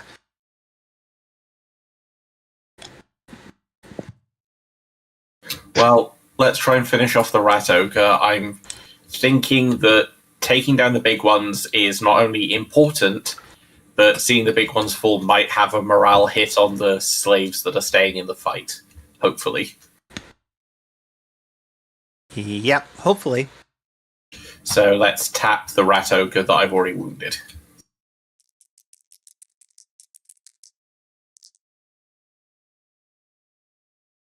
That is a hit to the 40. To the 40. So that's a 0-4 that I rolled. Oh! Well, Wrath seems very appropriate for this moment. Okay, rolling to confirm. Oh no, you just rolled a 4. You don't have to confirm. You just do Wrath. Oh, yeah, of course, sorry, it's... You're good. 4. You're good. You're good.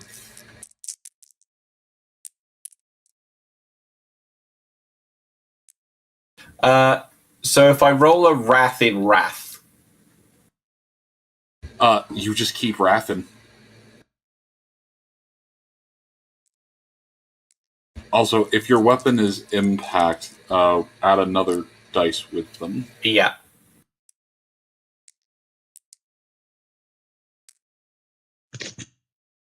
Okay, so that's a total Wrath of 5 plus 10 plus 10 plus 2 for 27 damage to the left arm.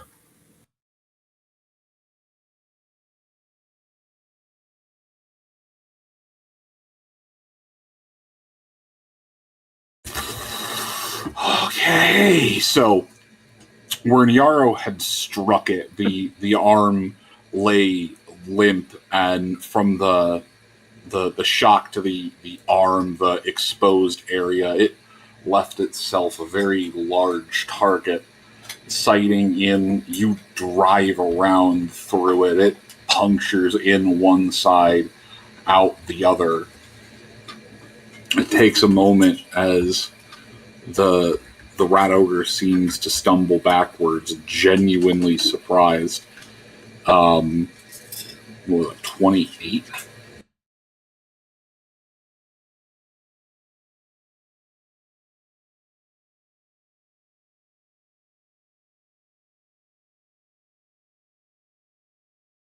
Does it the big die?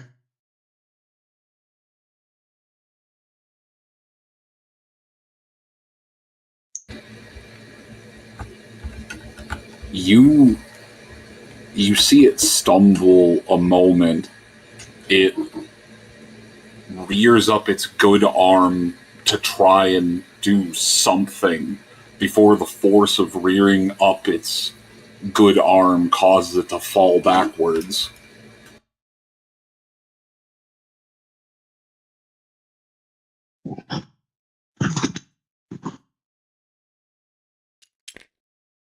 The unlife provided to the creature not enough to stop several well-placed strikes.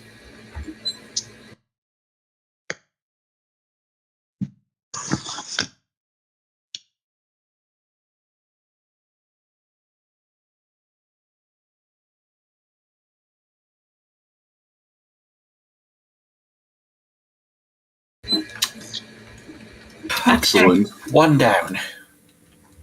Monster kill, kill, kill, kill.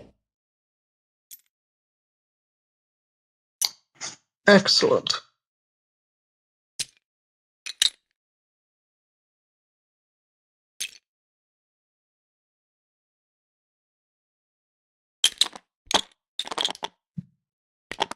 They flee. They just break. They were already in feared. That is now terror.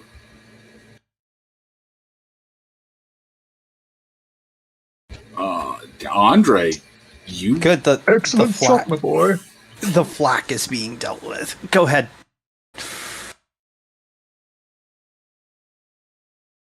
Are the ones on me breaking? No. The ones upon you are both neonates. Ah. Well, good work, Lucia. Didn't think I would see a Corvid cavalry charge today. The one that's not engaged with Lucia, I'll swing on twice with my sword.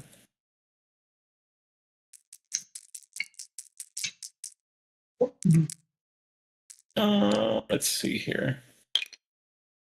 Okay, so you smack the helper. Yeah. I'll fate point the 87. Much better. 48 and 35. Well, it's going to try and parry one, but it won't be able to parry both. 48 and... So it'll be right leg and left arm.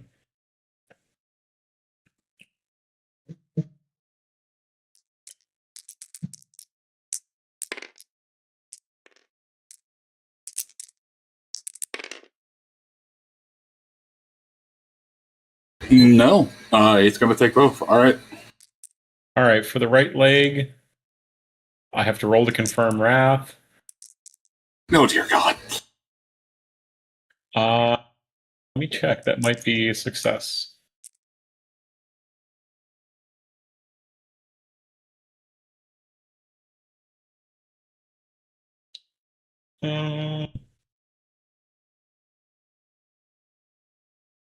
I rolled 55. Yep, that's a success.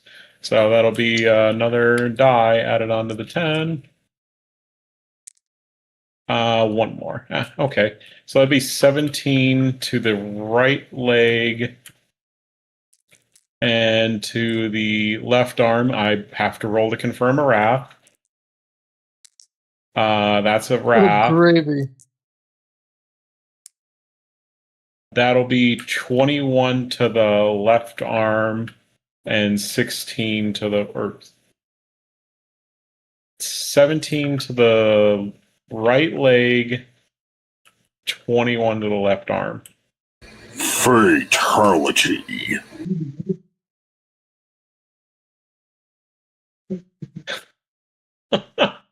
I just do a leg sweep with the sword, and while it's down, I just stab it into the ground.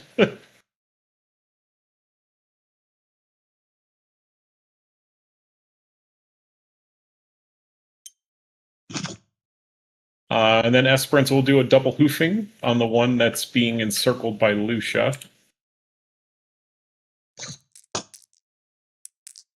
I don't think I hit with either of those. It is up to plus 20 now. What's Esperance's weapon skill? You did just dispatch one. I outnumber it plus 20. No, still not enough. Excellent. Yeah, I just miss. Ah, wonderful. The Skaven art of stabbed in the chest and flail foo is proving effective. I'm just leaving the kill for Lucio. It'd be wrong to steal it. Be improper. All right. Lucia's Well, a top then right now, Rodolin. she would be screaming, "No, please steal it, please steal it." No, I insist. The glory is all yours. I like that you just have fucking Gibbs. You just have meat paste as a droppable token. Yup. I went on token acquisition the other day and just started corralling things because the map needed to be improved. Ooh, that's Anyway. neat. Grabs gore. Oop, that's neat. Grabs a broken bell. Oop, that's neat. Grabs a damaged door. I don't call me out like that. Mm-hmm. It's almost like we're going to be doing a lot of burning and destruction, and you knew exactly what to prepare for. I didn't explicitly save all of the damage objects from the asset sets. It's your turn. Don't come at me, bro. Alright, I won't come at you right now. Instead, I'll come at these fucking Skaven bitches. Or at least Rodolin will. Yeah. You will have to move. You will have to spend a half action to move, unfortunately. Well, that would be the case, except now that the magic is a little bit thinner, and they're on the ropes. Their fear is, well, if I'm not mistaken, they're quite befeared at the moment. Everything but the big ones, yes. Oh, so the big guy next to me is not befeared? Which one? The rat ogre near me. No, he is the source of the fear. Ah, okay, so he's not I thought he was part of the breaking and running since the guy next to him died. So we'll need to correct that. Yeah, no, they are both. It is now only one stack of the frightening aura. Excellent. In that case, I'm going to load my things here.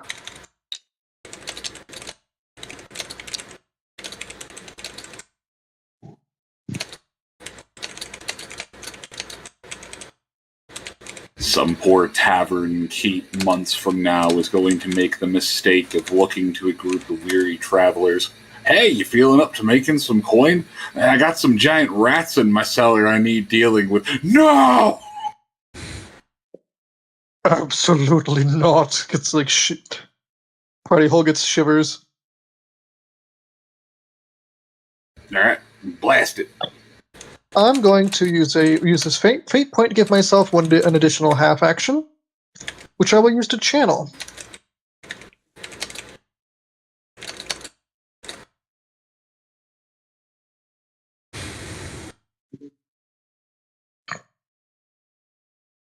One D hundo. Now, oh, that is barely a success, but it's a success.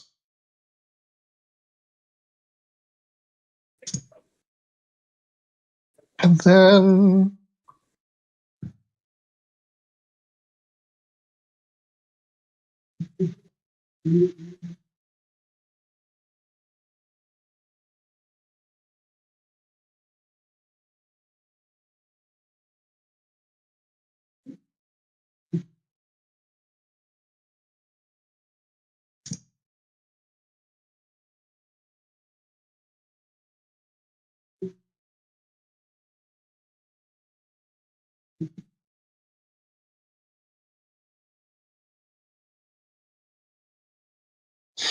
all right, Ronald is going to shout. Right. Right you were a moment ago, it seems, Andre. The tide is turning! Press! Press! And he is then going to turn and point one of his blades at the big old ogre still remaining next to him, and blast it with beams beams of light that shoot from his eyes. That is going to be a. You aim at it with your sword from a distance, not swinging, just posing. It stops for a moment. That's not how sword. Precisely, my brutish friend. Oh. And then now it's plus 9.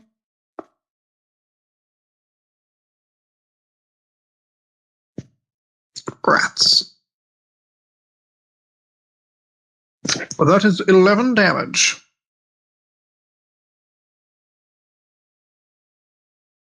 Alright. Is that resisted by toughness at all, or?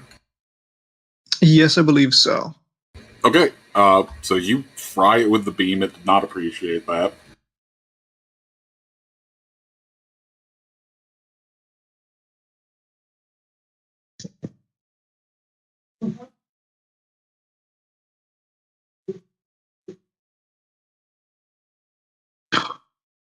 Stand fast, one and all! We are nearly through this. And he says, he's going to grit his hands tighter upon his blades. And the turn will pass.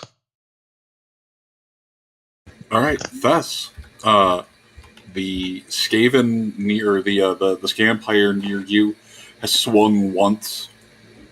It seems to be keeping a low posture to try and go for your shins. So today it gets a mace. It gets a mace in the 42. All right. Which is a left arm. No, that's a cocked die. Hold on. Is that a cocked die? Yeah, it's a cocked. Man, the dice physics are weird.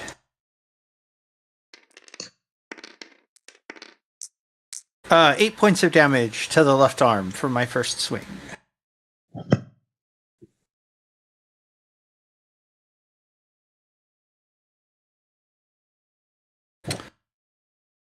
And I will be hitting it with my sword here in a second. As my second swing.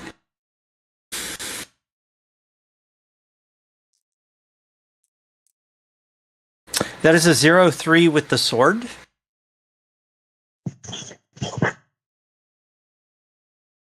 Okay. Yep, sorry, I was rolling its dodge, and it rolled a 99 on its dodge, so I just was trying to figure out if 2.5 or 3. No, I was trying to figure out what half of 5 was, if it should round up or down, but yeah, so it tried to dodge its wrong arm and essentially smacked its arm into the mace and increased the amount of damage it took. Okay. It is still standing, I presume, and I need to roll damage for that 0-3. So yes, it is, and yes, you do. Though awesome. probably not for long. That is a 10 and a 3 for damage with the sword because that was a crit. Well, excellent. 14, 15, 16, 17 points of damage to the 30, which is the right arm.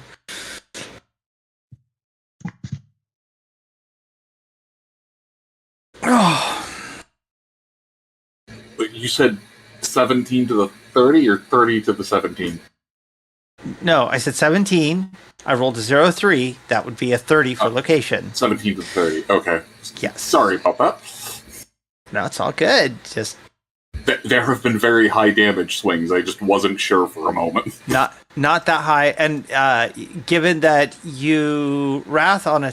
well, no, I suppose I could because it's 4 damage extra. So anyway, 17 to the 30.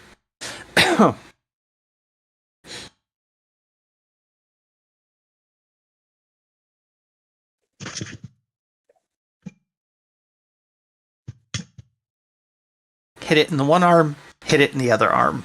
Hopefully remove the arm.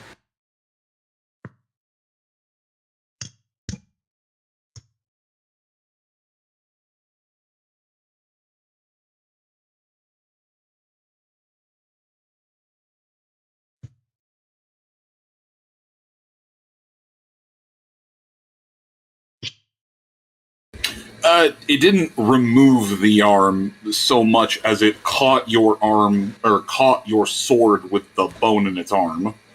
Okay. That's useful. You will either have to attack with it next round to get it out, or spend a half action next round to get it out. But its arm is pretty much useless to do anything. Okay. Unfortunately, the sword is not magical damage, so it can heal from that.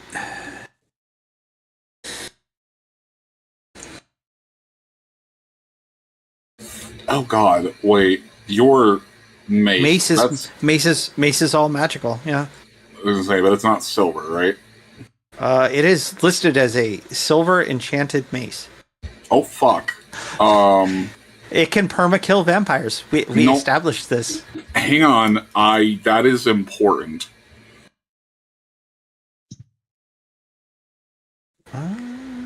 That is important because that first swing where you did a point of damage means that it took several extra points of damage.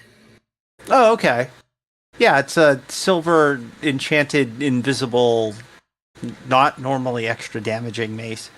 Yes, silver has this special property where when you do damage to a vampire, it does 3 extra points of damage. It's unsoakable. Okay. Would you like to take a guess at what its current total was after your last sets of attacks? 3. Crit 7. Ooh. So there's a moment where the sword starts to slow. It thinks it has a moment. It thinks it has the upper hand. You twist slightly, force that blade the rest of the way through, and take off the bottom jaw of the Scampire as it drops to the ground in a heap. Done. Oh. Dead. Yeah, because between the last round and this round, it's taken 6 extra points of damage. It's very dead. Good.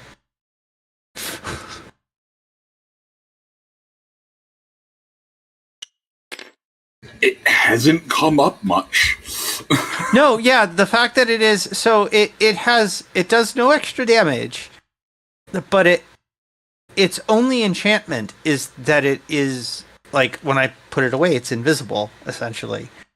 But it is silver. It was specifically silver enchanted, exceptional quality. Do you want to know why it does no extra damage?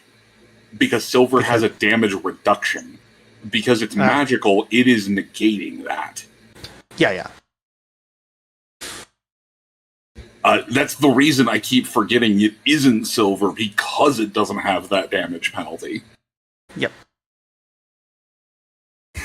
Yeah, so I was not expecting that to have its toe burned off.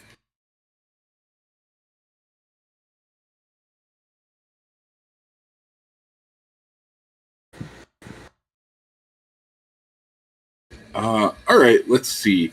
Between But how will Skaven foot doctors get work if Skaven have no loose toes? This one is dead. It's a vampire. It doesn't get that anyway.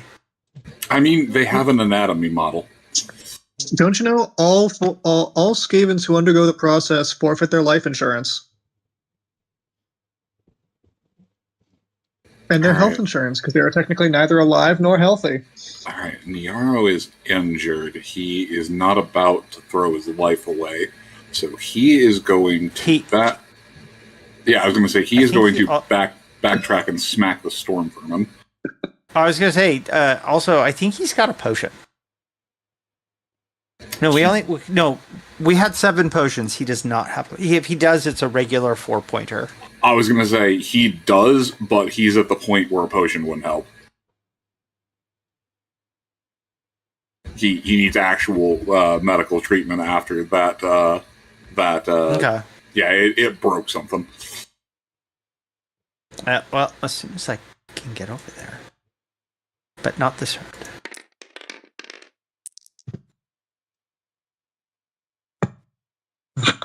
Excellent. All right, yeah. So he just turns, charges into the storm vermin from behind.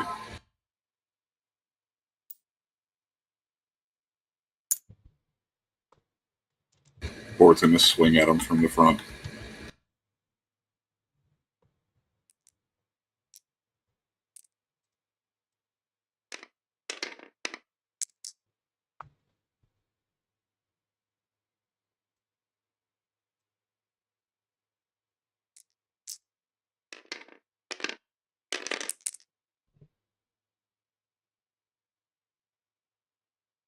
Oh, okay. Well, he's going to parry that because it's the one he can see, or he's going to dodge that because it's the one he can see.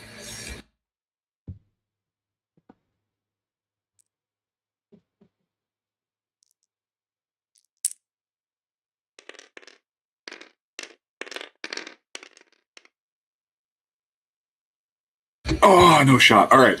So, Niaro turns, having taken a hard hit from the recently fallen rat ogre. Turning around, he rushes the storm vermin standing, the last thing truly threatening the back line. Board gives a nod, swings once with a sword and misses, and then swings up high with his shield, catching the storm vermin in the face with the rim, the iron rim of the shield. The two of them manage to catch the storm vermin in a pincer maneuver. Now that's what I call a rim job. Ba-dum-bum.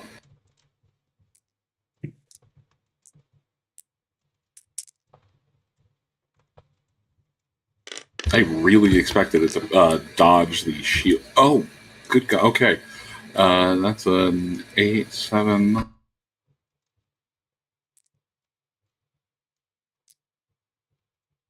Oh, right, impact.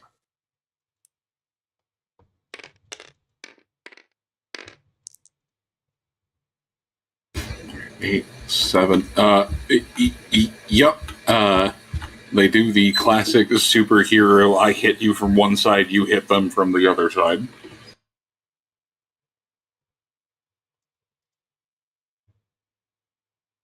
Lucia. Yes. It is your turn as Sword's just largely just repositioning. Is the guy I've embedded the knife that Lucia has embedded the knife in dead? Unfortunately for him, no. He is still alive. Esperance missed last turn. Okay. Well, Lucia is here. Lucia, let me make sure. Do I have my second base attack, or do I just have 2 weapon fighting? Oh, I have my second attack. Awesome. So in the most vicious form of just like animalistic shankery, full attack action. Even with all the bonuses, that's a miss. That is not. Does he have a parry? That's gonna depend. What are you doing? I'm just pulling the knife out and stabbing him in the same spot over and over again. Literally with her entire body, she's just yanking the knife out while flapping her wings, and then flapping herself back into him and headbutting him as she stabs the knife back in. I'm gonna make a toughness roll on that, because there's no possible way he could parry that.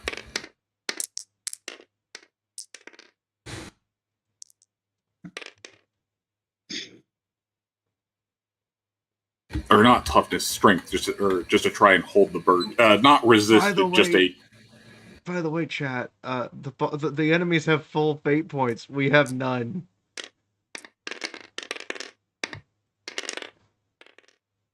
Please, chat, a crumb of fate. Okay. He does.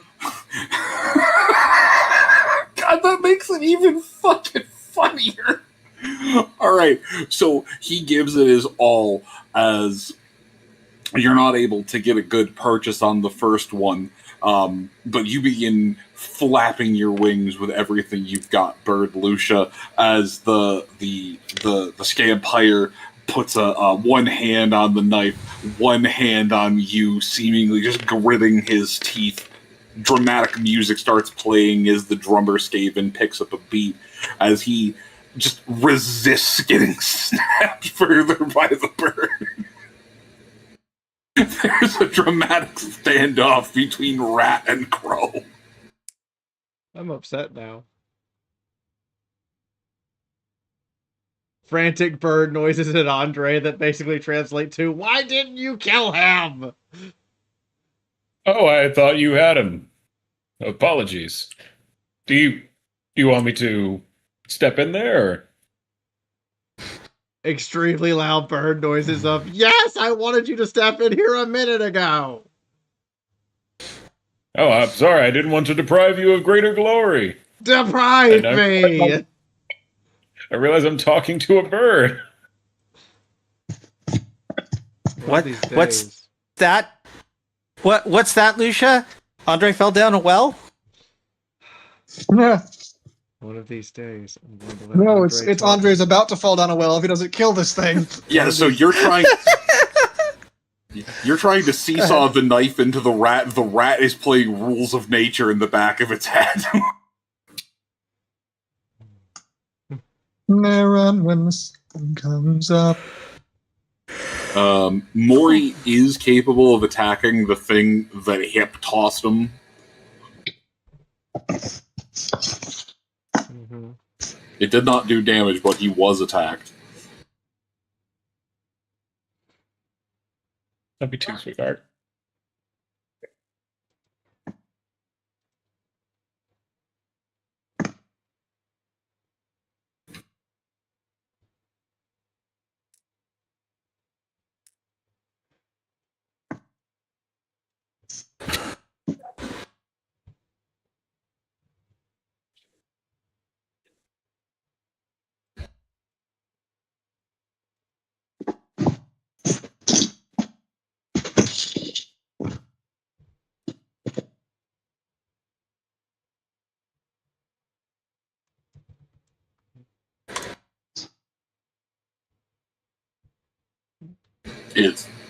Is he not going to charge? Is he just going to sit there and eat his Snickers?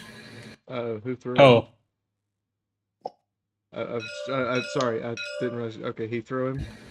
Yeah, there's only one thing capable of literally picking him up and throwing him like an angry chicken. Okay, Mori is going to, hold on, he has a thing. It's been a bit since I've used this. Right, Mori is going to use his bear hug talent. oh, he's snuggling. He gets a plus 30 total for this for charging. And Fucking suplex him. Yes!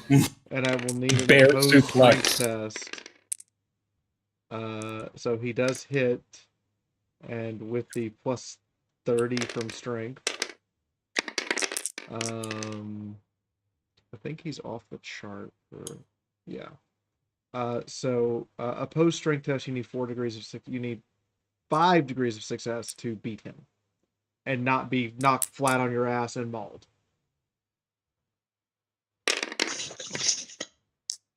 Bear provides suplex. It's good for back.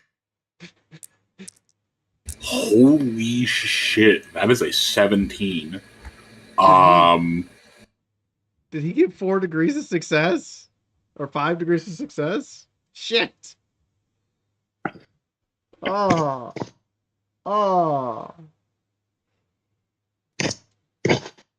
He's on just about 6 degrees of success. Maury's definitely got him in the grapple. That is undeniable. But he doesn't get to do any damage. Damn it. Does he have a fate point? Do you want to use Maury's? Mori, being an animal companion, does not get fate points. and we have no audience fate points. And you have no Lucia fate points. I do have Lucia fate points, but Lucia is currently in the form of a bird, which means her total toughness is 24. I don't want to become bird paste. Drink water. Question. Legitimate question. Okay, legitimate answer. Me and Maury share responsibility for protecting Lucia. If I will see absolutely allow it. difficulty, may I give him one of my fate points? Yes, I will allow you to spend a fate point on Maury's behalf. And I... Oh, actually, that reminds me of one other thing. What was the total? You said it was 5 degrees of success, or was it 6 degrees of success for Maury? Maury had 41 points of success. Okay. Go ahead and make another strength retest, and he will have an effective plus 10 to this total. 5 from the buff that's going on currently. So with the plus 10 and the buff from the bear hug charge, his total current strength score is 104. Here we go. That is 6 degrees of success, which I don't think wins. Oh. Hang on. He's got over 6 degrees, but not 7. Well, this does not have 7. This has... Yeah, no, this also has 6. Oh, I'm sorry, Oscar. Defender wins. Fuck. It's all good. It was No. I need to check and see exactly how much. You said he has 104? And he rolled a 41. That's 40. That's 63.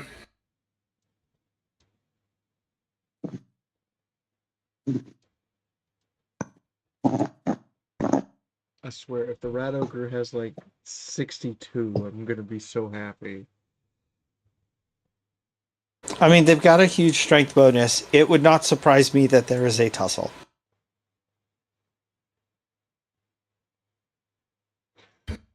Not a bad thing, because this fight has been going relatively smooth overall.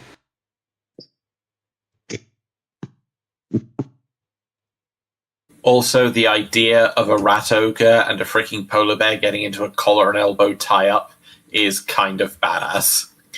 Yep. Yeah, I'm all for a tie-up for a round or two.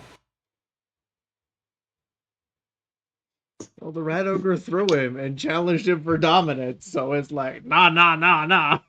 I don't need direction from Mom. I know what to do. Maury, Congratulations, you have agitated me. I will now show you why I rule the North. I will now show you why it's called Fear the Bear. Congratulations, you've graduated to food. It is... With everything going on, because I forgot there was another piece on the chessboard.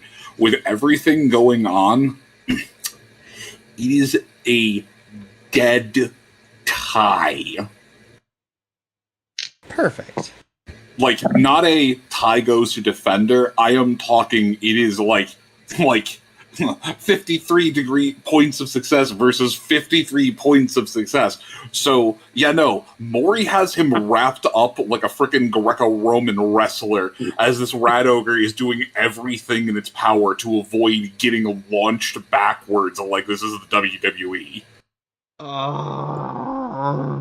No. It's not WWE. It's WWB. Fuck, you're right. Wrestling of bears. If more so it should be noted the bear hug attack it requires a charge to grapple, but if you win you knock your opponent down and then deal a hit from each of your natural weapons. Alright, here's the thing. This is still ongoing. It is still contested. The Rat Ogre is going to have... The first thing it's going to have to do when it comes around to its turn is immediately make another opposed strength check to see if it can resist getting knocked down. Yeah. Because if it fails, it's going to go right back to Mori doing an attack from both of those claws.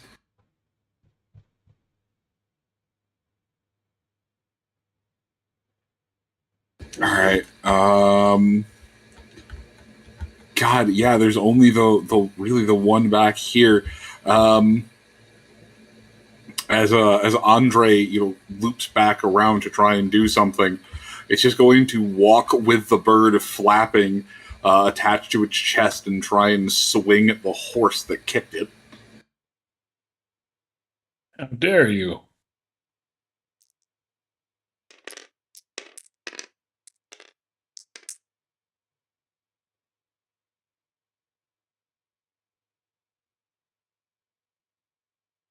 All right. It manages to scratch Esperance along the flank, but does not actually do any damage.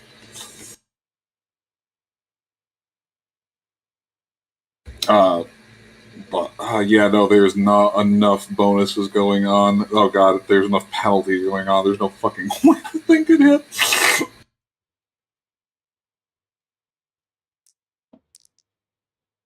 Are there any left? Are there any left?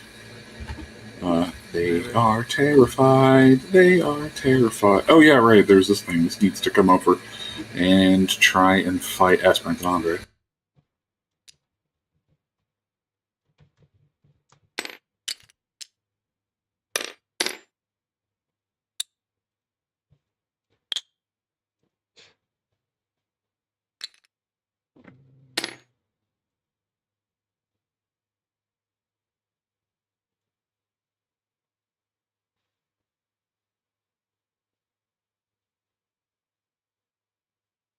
They just having they just having a tussle. Oh, no, because that should have been over there. That is actually going to barely connect to Esperance. Oh. How dare he? What's Esperance's hops? He doesn't I'm have sorry. a hop in it. I forgot Street Fighting gives a +10 to unarmed. Alright, Esperance has got a hops of 30.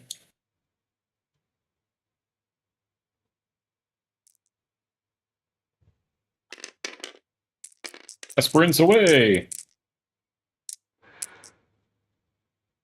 Negative, coach. He catches it.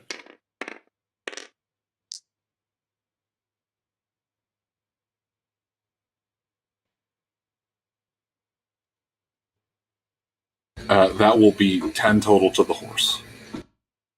Which region?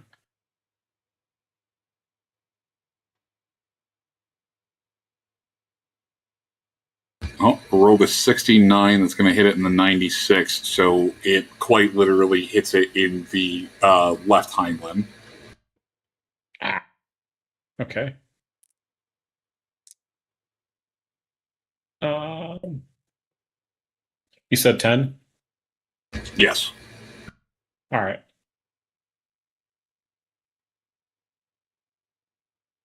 It is unfortunately scratching. That's okay. He's down to 11 now.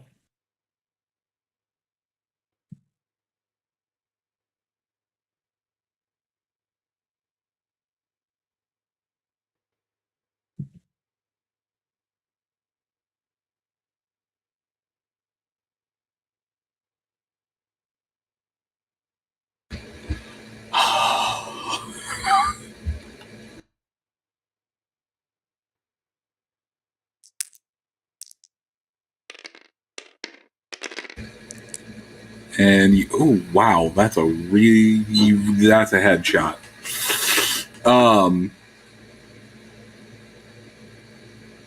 Yeah, no, that's just a headshot. Okay.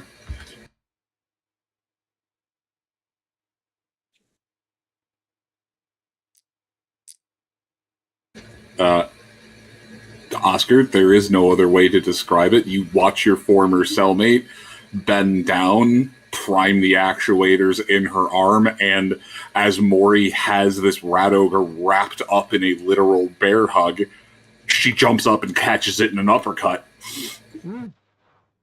Hit location 2. Damn, nicely done. All right then. It's fucking baller. Rat Ogre's just getting in tussle, sneak uppercut. Wait, what? Skyuken! Literally.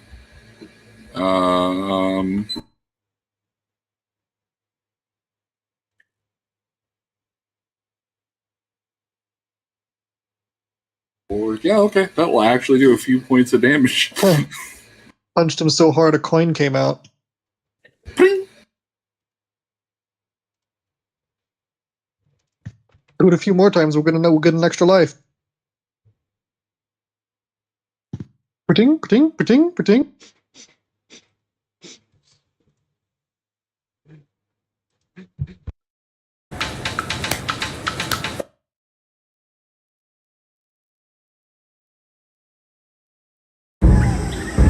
This is going to have the other benefit that the rat ogre is going to take a -10 to his strength check because of the off balancing of that punch.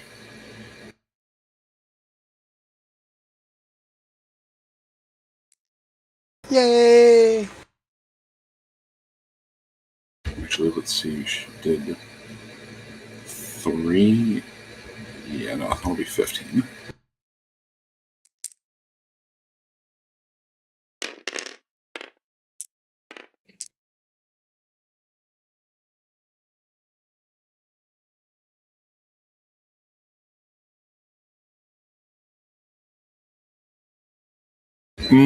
Nope. It's gonna take all actions to do that, but nope.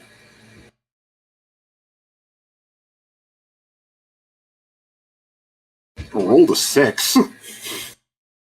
Damn! Yep. I'm sorry.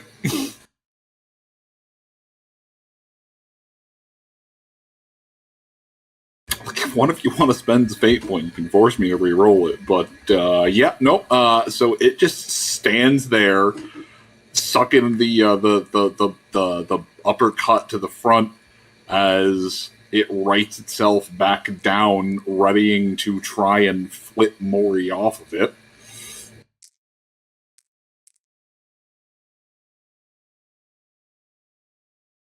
He is latched on there, but Oscar. Yes, boss.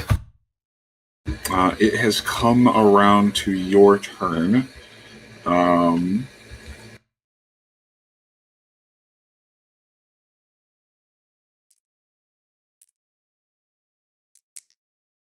Rat Ogre! Okay.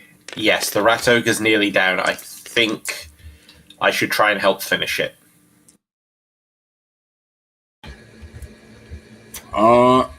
Yeah. Down is not quite the word for it, but You got putting this. around It's nearly something. putting a round into it will make it harder for it to succeed against Mori, so Mori can tear it apart. All right. First of all, do you have the thing that allows you to not avoid hitting your friends? I do not have any specific talents for shooting into melee, no. Okay. Would you like to aim to try and mitigate the chance of shooting one of your comrades? Yes. Okay. But actually, it's currently grappling with Mori, right? Yes. Mori quite literally has it in a bear hug from behind. And it just got punched under the chin by Raven. Yes. She is now down back on the ground. She punched, jumped, and landed.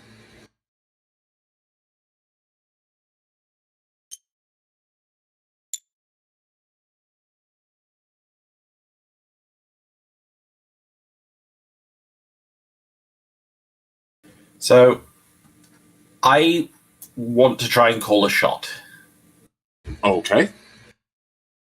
I'm specifically going to try and hit it.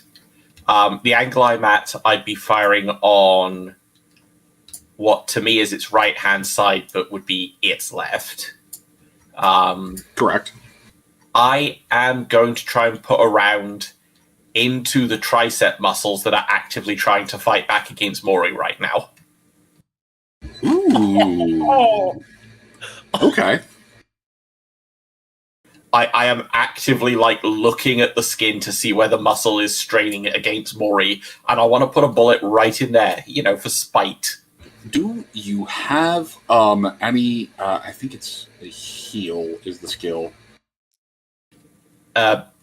No, not trained to any degree. I've got perception. Okay, perception will work, but I need at least a couple degrees of success. Okay, let's see what we can do.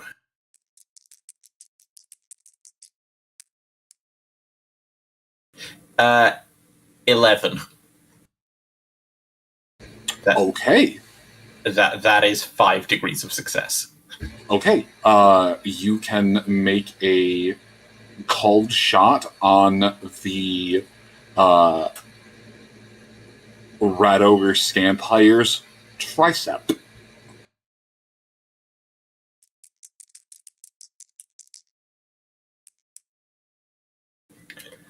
That is a hit with that's a 6.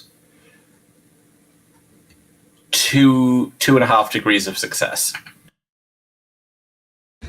Awesome. Okay, so that lands solidly. There's 0 chance of either of the two getting caught by We've got wrath on the dice. Bless.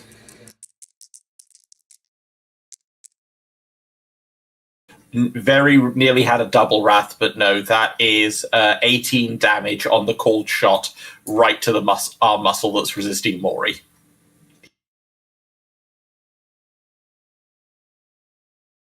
Okay. Is this just like Mori and the Rat Ogre are going back and forth, and Mori yells at the Rat Ogre, and the Rat Ogre goes to yell back at him, and anticlimactically its arm just flies off? I was going to say, so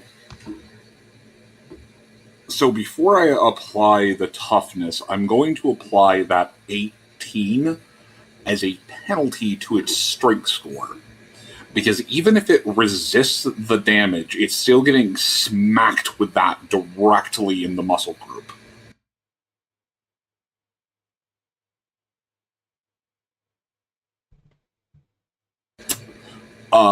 So as you fire your shot out, the retort finishes ringing, and you suddenly watch as its grip shifts completely. It's now trying almost entirely with one arm to hold off Mori's advance, and what I am assuming is Kislevian suplex about to happen. No, I just got an achievement for using Tabletop Simulator for over 500 hours. I don't know how to feel about that. That tells you your game is moving too slow. Yeah, right. I didn't want to say it. All right, well, you know what? Mori, give me another strength check. I mean, if it makes you feel any better, I'm closing in on that achievement. Though, the funny part for me about this is I've been running streams with Tabletop Simulator for other things for longer than I've known you, but you've beat me to that achievement. Nope. Mori fails by 7 points. He doesn't have any of his bonuses now.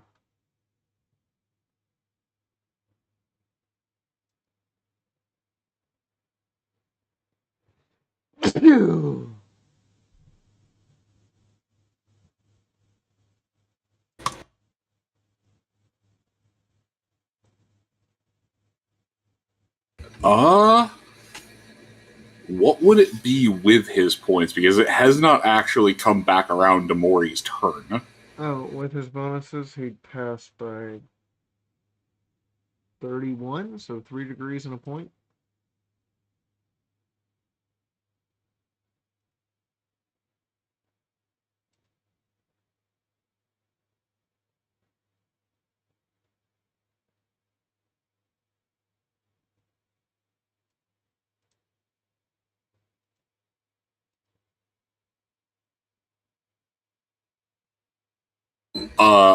Then Maury will.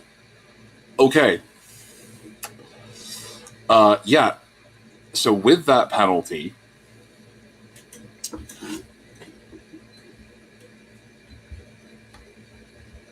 because it, like I said, it has not looped around, so none of Maury's anything would have refreshed.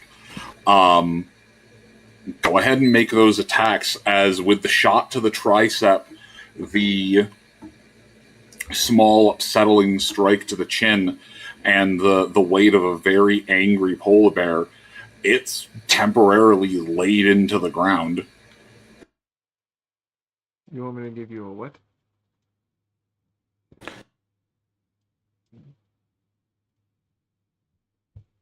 I missed the first part of that statement. What do you want me to give you?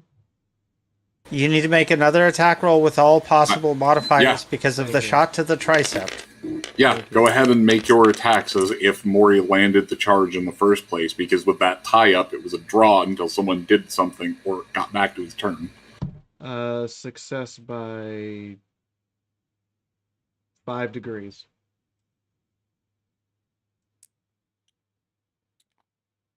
And then... That was funny. First paw swipe misses, and the big paw will hit, and so Maury will deal bite attack. Oh my god, go in your hole. Okay, listen here, Dice. I need you to go in the hole like I need a penis to go in the hole. Come on, Dice. Moist. Okay, you can tell it's late at night, folks, because Fiora just said that. Yep. Okay. Self-report. So the bite will No. deal 14 Make sure it's the right points, and the paw will deal 16 points. Both to Awesome. the body. Maury's just mauling him as hard as Maury possibly can. It's actually weirdly hard to look at. It's like watching Cocaine Bear, and there's just a scene where the bear is just mauling a person.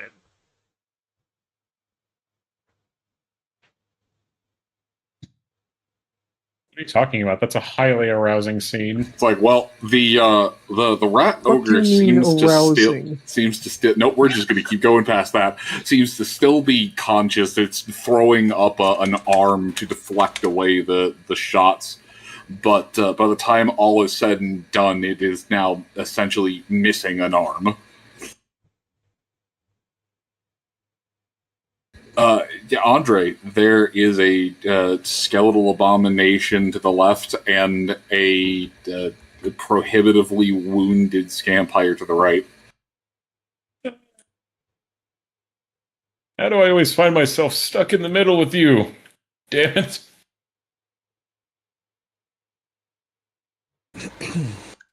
At least there aren't any clowns we could trap in with.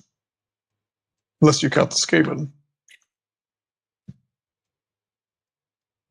Well, there's certainly a joke. All right, let's see here. Is there any risk of slapping Fee with a longsword if I attack that one? The one that has the knife wound, or the other one? Yeah, the one with the knife wound. If you miss. Well, Fee was very confident about this, so we're going to do both of my swings.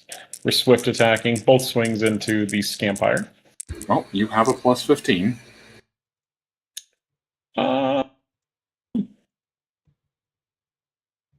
Plus 15 would actually make both of them succeed. 55 and 71. Any it can- parries from Scampire unless I was gonna it's say- preoccupied. It can only parry one of them, and it is preoccupied with the bird seesawing a knife into its lung. Okay, that's fair enough. All right, so the one to the body, it takes 14. And then the one to the... Oh, I have to roll to confirm Wrath. The one on the right arm...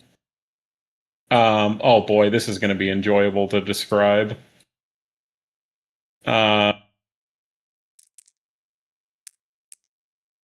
I rolled a flat 1 on the confirm. What does that do for me, Captain? Like a 1 on the D100 roll to confirm. So, how many d10s are you normally rolling to determine damage? Is it just 2? 2, take the higher because of the blessing. Okay, roll 3, take the highest. Okay. I rolled another 10. Okay, Wrath, did you roll any 9s? I rolled an 8 and a 10, and we re-rat. Oh, beautiful. Okay. That's another 10. That's a 2. I rolled a fucking 2 on the confirmed third time. You don't have to confirm the third time. I'm just gonna let that ride over to the other one because it's so extremely dead. Okay, that's a G. That's 39 to the right arm. I see that he has a fistful of squirming raven, and I decide to launch the arm flying through the air to free Lucia. Archaeologists will find this specimen 100 years from now and wonder why this Skaven was born with only one arm. There is no trace that the arm was ever attached to it. Oh. You are free from your clawed bondage. Lucia just stabbing the arm that's temporarily still got her. Wait a minute.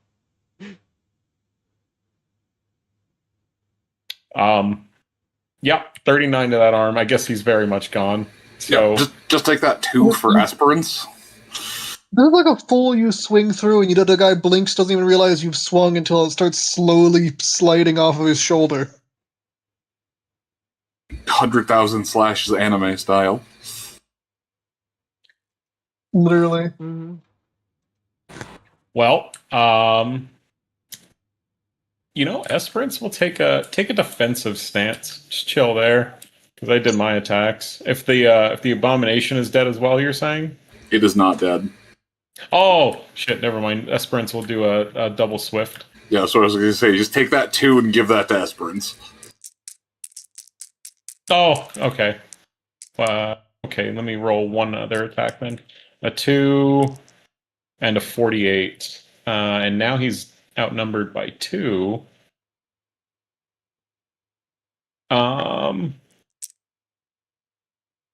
What's his weapon skill? 45. Plus 20. Yeah, that'll hit. So 2 and 48.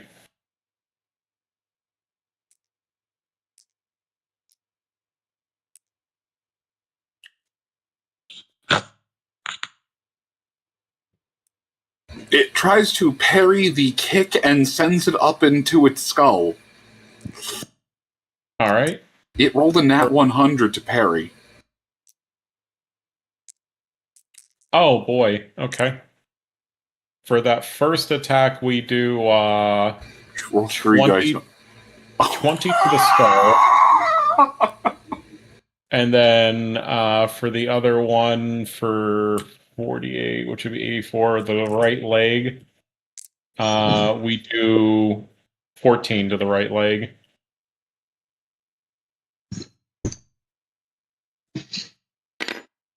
The thing falls apart like a skeleton in a Nintendo game. just sends its head flying like a football. Yep. And that's All right. just on it. Hell yeah. Rodolin. Slowly, All right. surely, there is the enemies, the rats, the Vermintide is falling. Mm-hmm. Is the rat... Can't quite see from here. Is the rat tamer still alive? Yes, the Taskmaster is still alive. It was hiding behind the rat ogre until it got suplexed. Right. Okay. Well... How is the rat ogre doing? Looks like it's having a bad day, but how's it Bad. Yeah, alright. It doesn't have a right arm, otherwise it's kind of intact.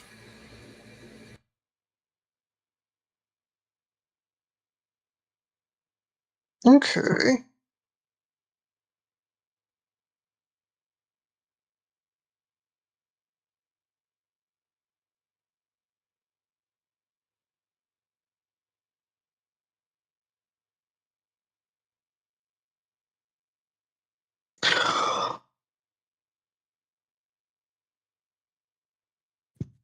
Thank you. Yeah. But yeah, And how's you're- the Scampire? Did the Scampire by Thesserel be defeated? yeah. Thess turned it into a smoldering pile of silver poisoned vampire. Yep. Excellent. You watched it get cut through. A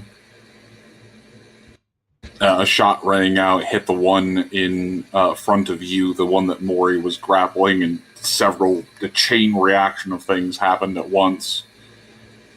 And yeah, so there's an exposed Taskmaster, a couple of a clan rat and a storm vermin behind it that all look absolutely terrified.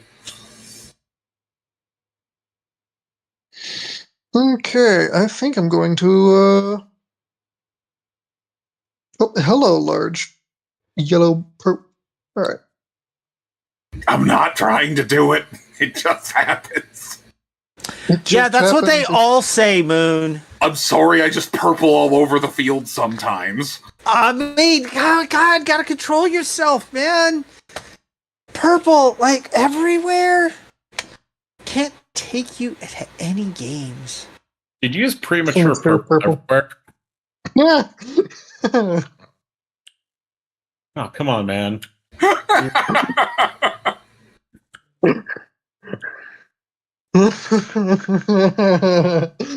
Oh. All right, Rodolin, you are. You All can right, do it, I am wise going old man. to. I'm gonna roll this privately real quick to just see if it determines something my own decision. I will do that. Consult the chat GPT in your head. Indeed. In that case, I'm going to do the same. We're running out of we're probably running out of the number of turns we're going to experience in this particular round, so I'm going to do something. Ooh, yeah. You know what? It's probably not worth it. They need to build more enemies for this, or a bigger enemy, one who's not about to die. That's fine. So save it. Yeah. So save it. I shall save it. I was going to say, there's but three right instead- here that are uninjured, but they are feared. I mean, we've got the morale. We got we're basically their morale broken. We've basically already won. We're just cleaning up.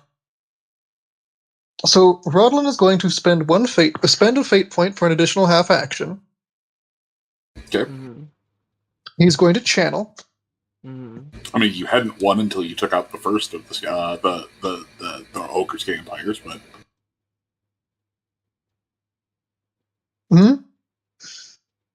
Oh, nothing. Go ahead. You channel. So Rodlin starts the channel. Spirit Bomb. We'll bet. The alternative was actually going to be spending all three of these half actions for channeling, and then building up to something. But let me save that.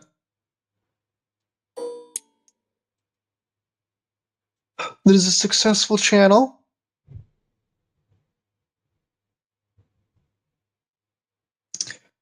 Then he's going to quickly pull out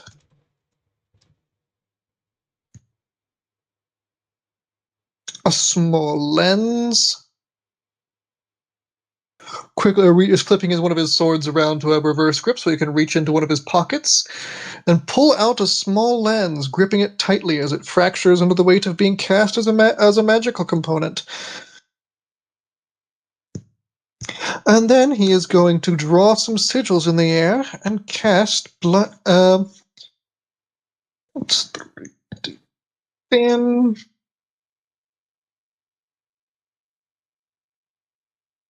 Yeah, baby! Oh, is that actually...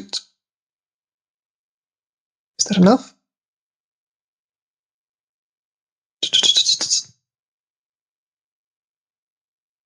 You do still have that +2. That has not gone away. You are still close to a source of raw arcane power. Excellent. So that's a +2 +3, so it's a +3 from channel, 1 from item, 2 from that, so that is now with 23, total of 29. Perfect! That is 4 whole blasts of Radiant Gaze. Oh. Rather than... He's going to have...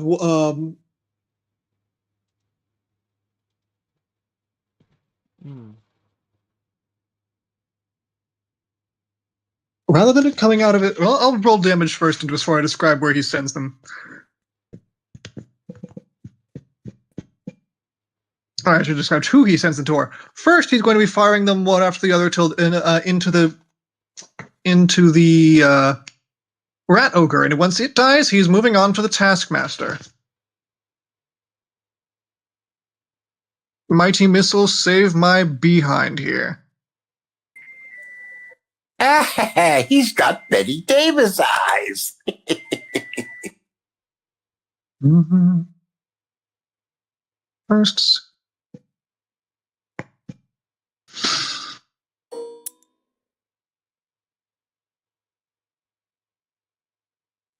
Maybe the real Radiant Gaze was Rottling all along.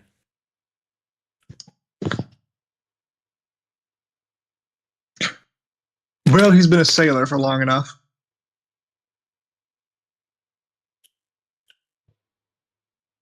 That's fair. Sorry, I know that's only funny to me. But anyway. No, it's gay. The time for gay pride is over. The time for gay wrath is here. It's true. And thus he shall strike with... That's an oddly specific sets of rolls. 11, 17, 17, 11. And he is going to... He's going to have channeling by spinning his blades around him in a dance-like motion as he slowly breathes in and out, and a whirlwind stirs about, sweeping upward about him. Before he finally makes a large sweeping strike, and with 2 bolts emerging from each of his blades, flickering in the light like somewhere between a candle and the bright lightning of a thunderstrike. I'm going. So that's 11 damage, 17 damage, 17 damage, 11 damage. Boring, attempting to go straight through this thing's head. Fucking melted him like an ant, man.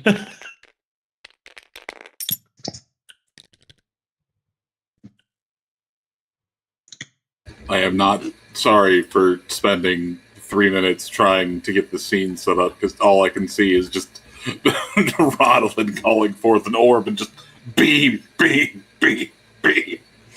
Lightning bolt. And what were the first 2 of that chain? It was the 17, 16, or was it the 16, 11, 16? 17.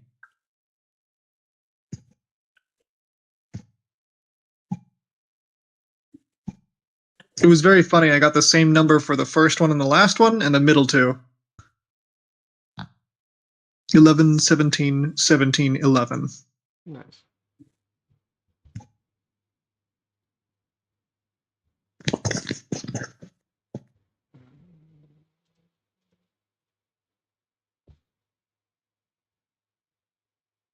It still appears to be alive after the first two shots. All right. Does the third strike, the 17, finish it?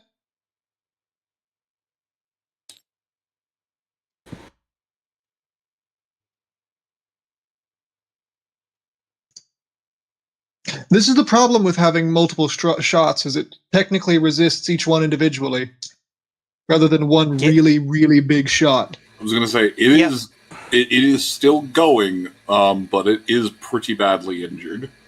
Yeah, it's the same issue with rapid fire weapons too. Like, are you going to hit it with the last 11?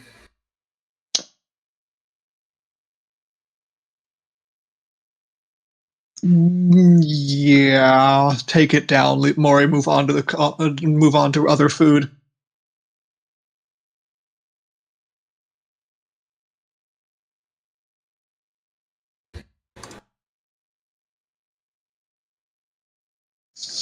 It is hard to tell if it is dead or unconscious, but as the last shot catches it, it no longer seems to be struggling.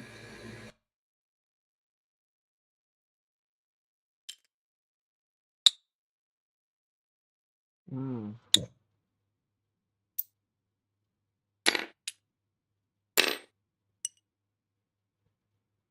Well, that solves that problem.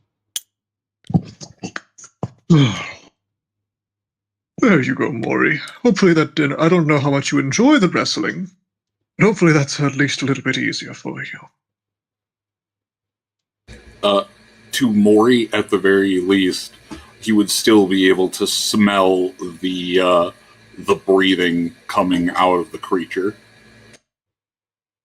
How curious. You knocked it unconscious. Mori has a heightened sense of smell. He'd still be able to smell the breathing. I've watched my cat stalk enough things. Did you just give the rat ogre a heat stroke? He gave the rat ogre a heat stroke. Thess, it is your turn. Yeah. Well, I'm on an elevated position, and they seem to be in retreat. And the storm vermin that was over here, it seems to be down. Yes. There's no point in killing those unwilling to fight. Except that there is a storm vermin right here.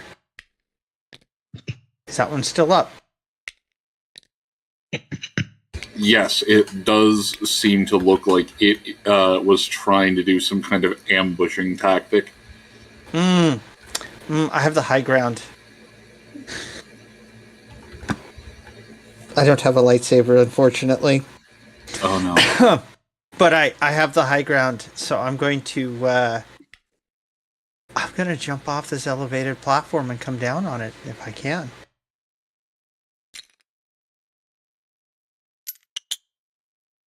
You can.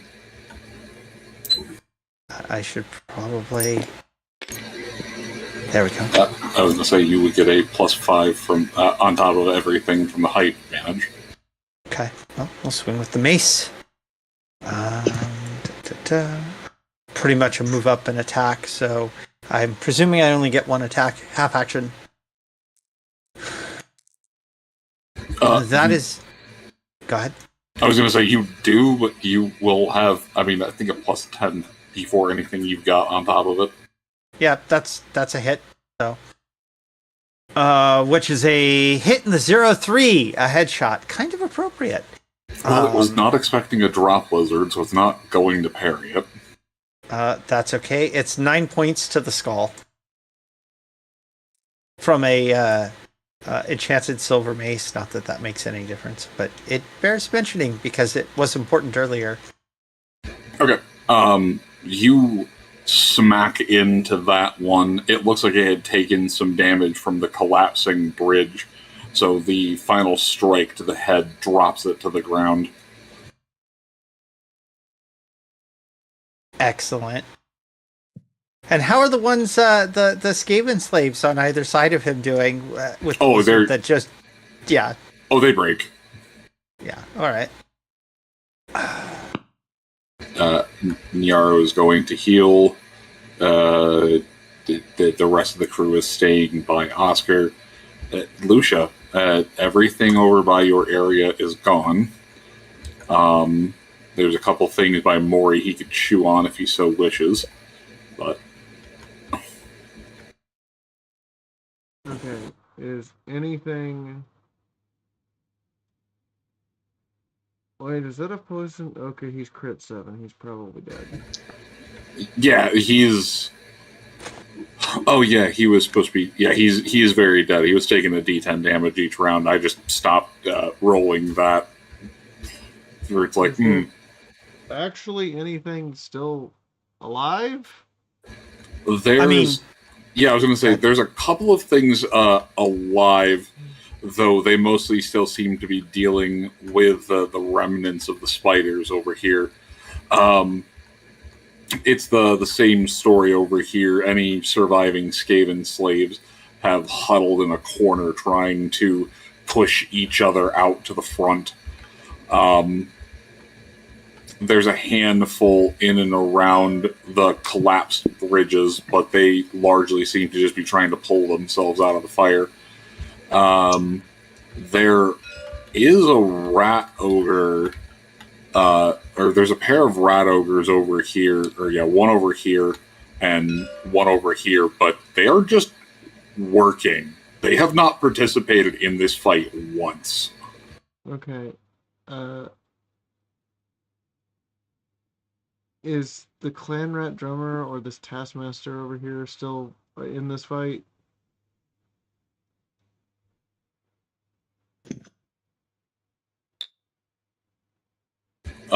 The taskmaster, let's see, you've definitely been poisoned by now.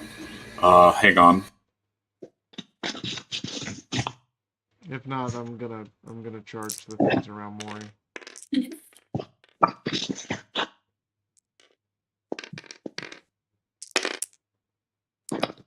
Yeah, the taskmaster has not died from the poison yet. The drummer is injured, not quite dead, and largely just seems to be drumming.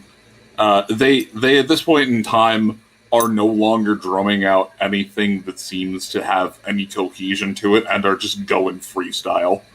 Okay, this is a charge. As a part of the charge, I'm releasing the raven form. So what everyone sees is the bird blitzing towards them with the knife in hand, suddenly transform back into Lucia and just dive into this taskmaster, knife fully extended. Hell yeah.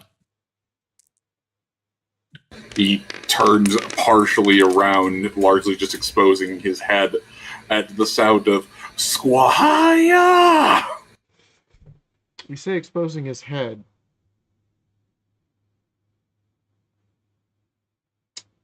So he's been hit in the head.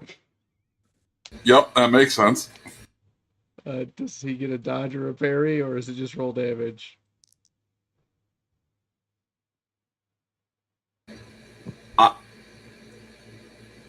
You know, if this was D&D, I would say, of course he gets a dodge, because at any point in time in the midst of a fight like this, you should expect the animals to turn back into people or vice versa.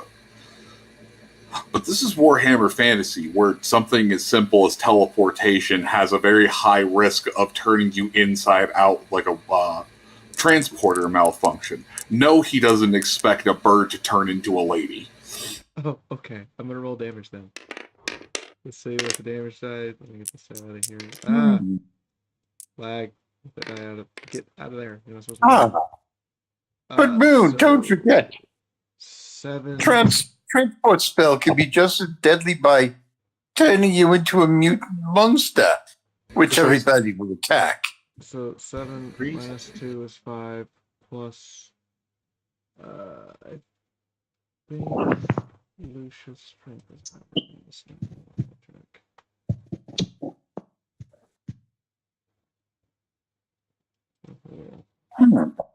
Skill and talents. I mean, after all, look what such a thing has done to Andre's avatar. Okay, she does not have my blow. What did I do? Alright, so I see what you did with your avatar. she Don't worry deals about it. 10 damage to his head.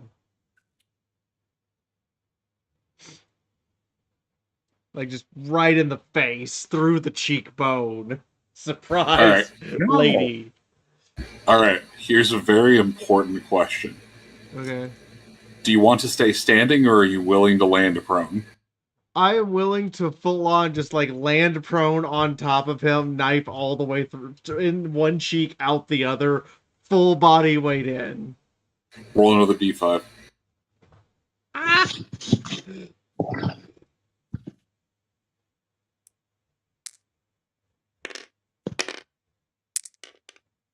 I got wrath on the d5. Okay, go ahead. Just roll it again. You don't have to confirm, just roll again. Yeah. Go in your tower. There we go. 3D Oh, no. perspective, everybody. Okay. So Oh, that shit. Is, that is Okay, that is 9. 4. That is 9 more damage. One in one cheek, out the other cheek. You smack it in the mouth with the hilt. It goes down. It was not expecting to get stabbed by a bird person.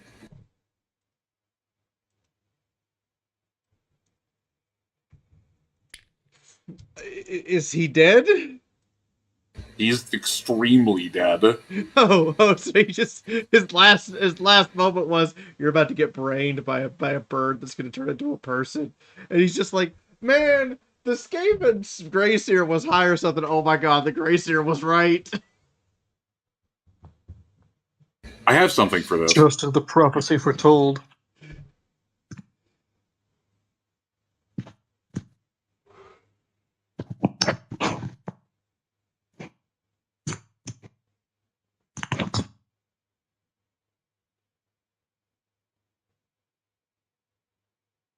In general. But, Oh god.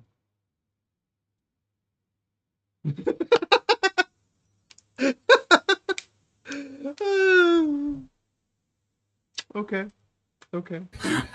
yeah, that is, it turns around in time to just essentially see the knife.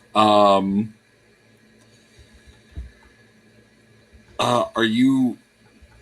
Give me one more swing for Mori. For what? Because it's unconscious. Oh. Okay, that's fair. Mori hitting an unconscious helpless target.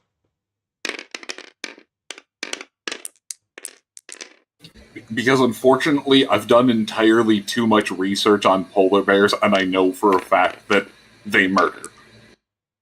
Mori does 10 damage to his face. May I be as bold as to suggest to use the rat ogre like a club?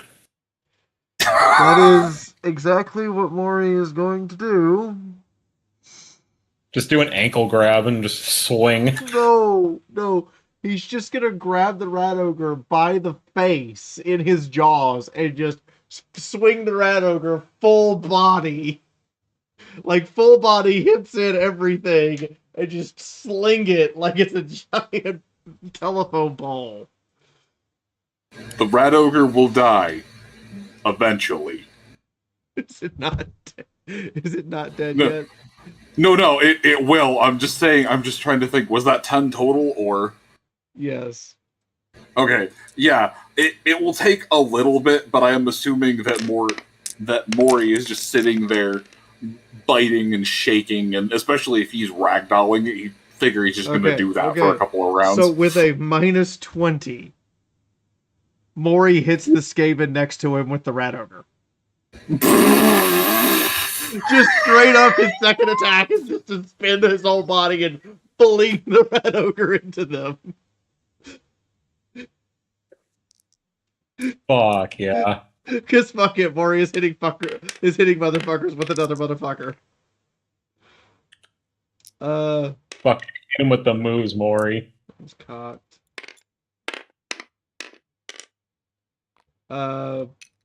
12 plus however much damage the rat ogre's body does. Yeah, I'll be up in there. So they die.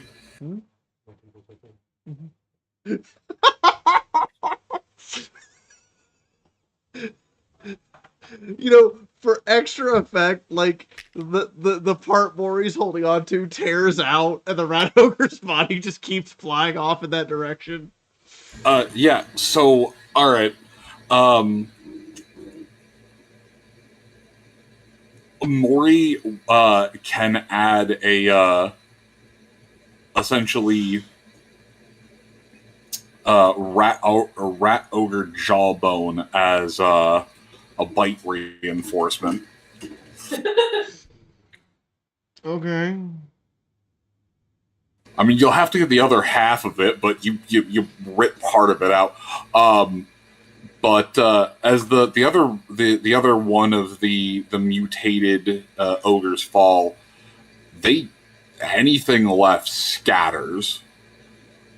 The two rat ogre, the two rat ogres working continue, but they have zero interest in fighting, and their taskmasters have long since died. So they're just doing the last thing they were told to do on repeat. Oh, okay.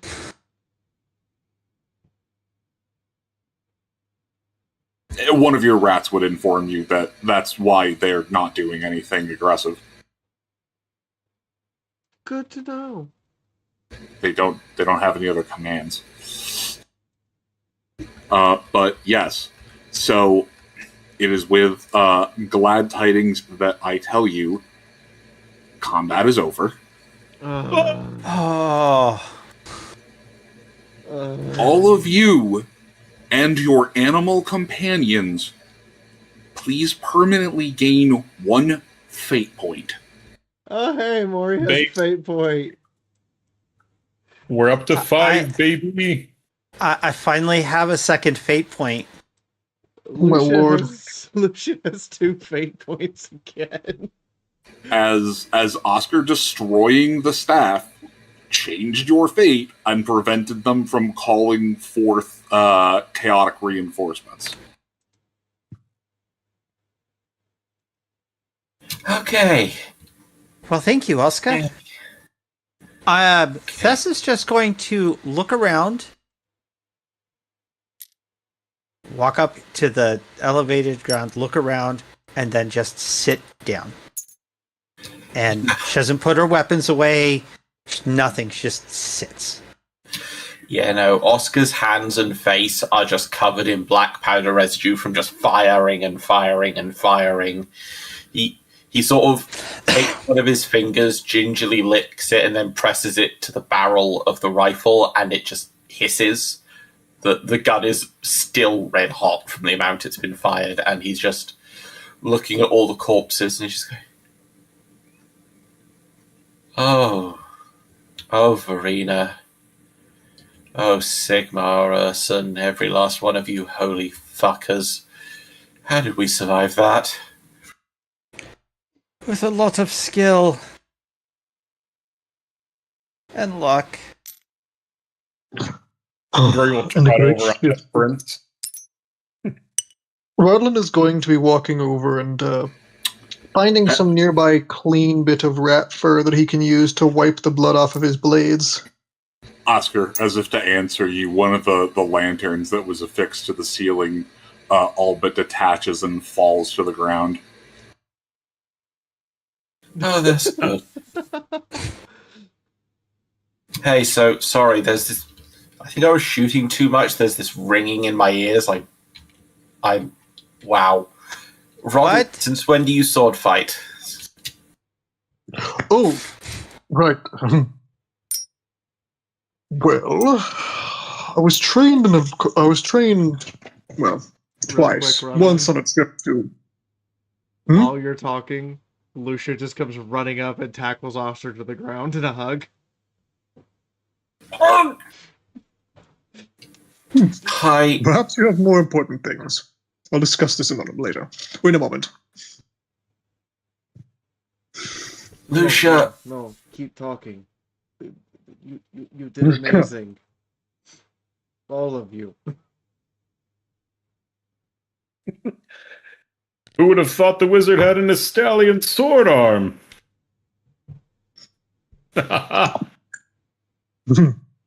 Well, it certainly was something I was very handy to pick up. My fellow sailors spoke highly of Italian swordsmen, and I was rather curious.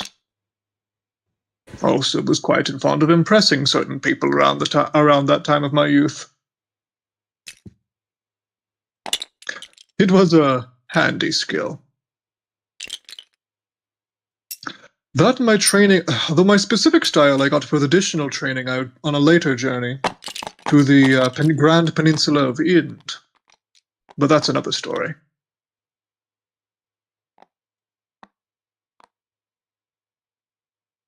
One I'll have to hear eventually. Oh, trust me, there are I have plenty of stories to share over a nice warm mug of ale. Let me get out of this blasted place. Sorry, Oscar. I just got carried away. No, that's fine, really. Look, you're not hurt, are you? Surprisingly not. I got hit once Okay. or twice, but nothing seemed to gain purchase. Okay, then I feel less bad about this. He's going to reach out and grab both of her shoulders and freaking shake her like a maraca and just say, "Do not dive in like that again! For Verina's sake, you gave me a heart attack!" There is this anime moment where Lucia just gets shaken like a ragdoll and just kind of lets it happen.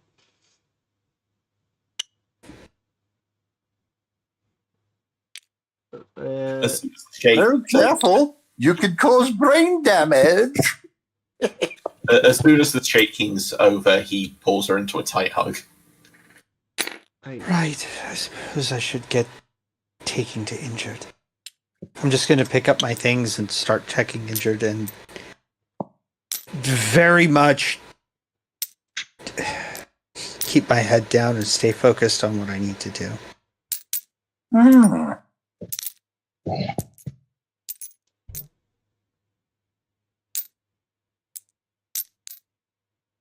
Right. Who's injured? Niaro, are you well? No. Alright, hold still.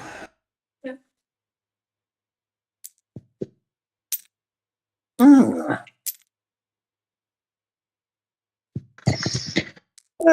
Meanwhile, So the party has That is- survived battle. The question is, are they finished yet? That is a 25 to tend to Niaro's wounds. Excellent. Roll me D10, please. Thank you. How badly beat up is he anyway? So you would have watched him after the fight say a quick prayer before holding a hand on one spot, say another prayer before holding a hand on the other spot, say a slightly longer prayer, and then just limp over as he managed to squeak himself above the heavily injured threshold with a couple of minor blessings. Right, here we go. That is 5 points. Oh, baby, that put him up far. He's halfway back to full. Right. After the fact, he's going to look over, having watched Oscar and Lucia embrace. The rats are all in something of a pile for a moment, but he breaks off. Now, bear in mind, he stands. Thess, you're close to like 7 feet tall, right? Yeah, 6'8", 6'7", somewhere in there. Right. He basically stands at your crotch. That's fine. That's why I do a lot of kneeling when I talk to him. Right. So as you're kneeling, before you stand back up, he gives a little hop, reaches up, and wraps his arms around your neck in an embrace as he just squeaks out, "Am do right? Is do right? Yes." There is a moment of kind of shocked. That was kind of unexpected.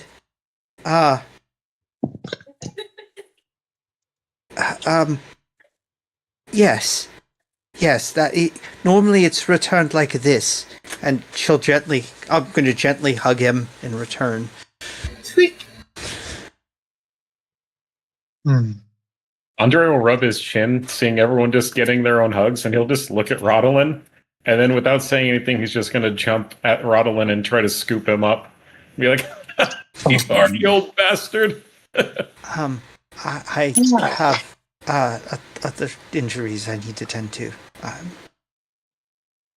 When Rodlin is scooped up, he's just going to giggle. Oh, he's going to laugh low under his beard, like, thank you, my friend. To see a Skaven willingly hug this person. Never thought I'd see that one, folks. So, Nyaro releases one of the a couple of the humans that you're moving with look over, watching Andre holding Rodolin tenderly. One of them's, that's pretty strange. I don't know, it's kind of hot. What the hell is wrong with you? Head trauma, mostly. There's a lot of head trauma in the group. Yes, quite. Or as an old movie would say, Agent Orange. Oh, Agent Orange. Oh, man. But you have survived. I hate to bring it up to everyone, but Oscar's just going to silently point at the giant doorway they were all pouring through. And just say, "There's probably going to be even more through there, right?" Yes, probably. Look, let's Almost get certainly. everyone. Thankfully, for the moment, the doorway was closed. Let's get everyone healed and actually stick to a line of battle instead of breaking ranks and leaving people exposed to rat ogres. Lucia. Okay. I got a little too excited. I saw an opening in their defense and I went for it. Right, and doing so could have gotten someone killed. I am still not the best at working in team. I'm working on it. I understand that. But I'm going to ask you a question and I need you to think about it. Nyaro raises a paw. Me, I was almost someone. I got you healed. He squeaks. He's just laughing. He's concussed. What if the person...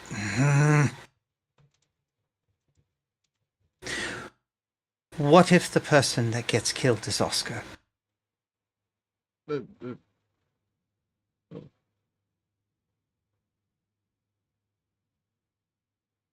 I guarantee you this. If your actions cause harm to him, you will not survive it. And I'm going to just turn and focus entirely on tending to the injured. Ooh, shots fired. Rodlin's going to turn toward Andre's gaze for a moment and look to the other group like, Andre will...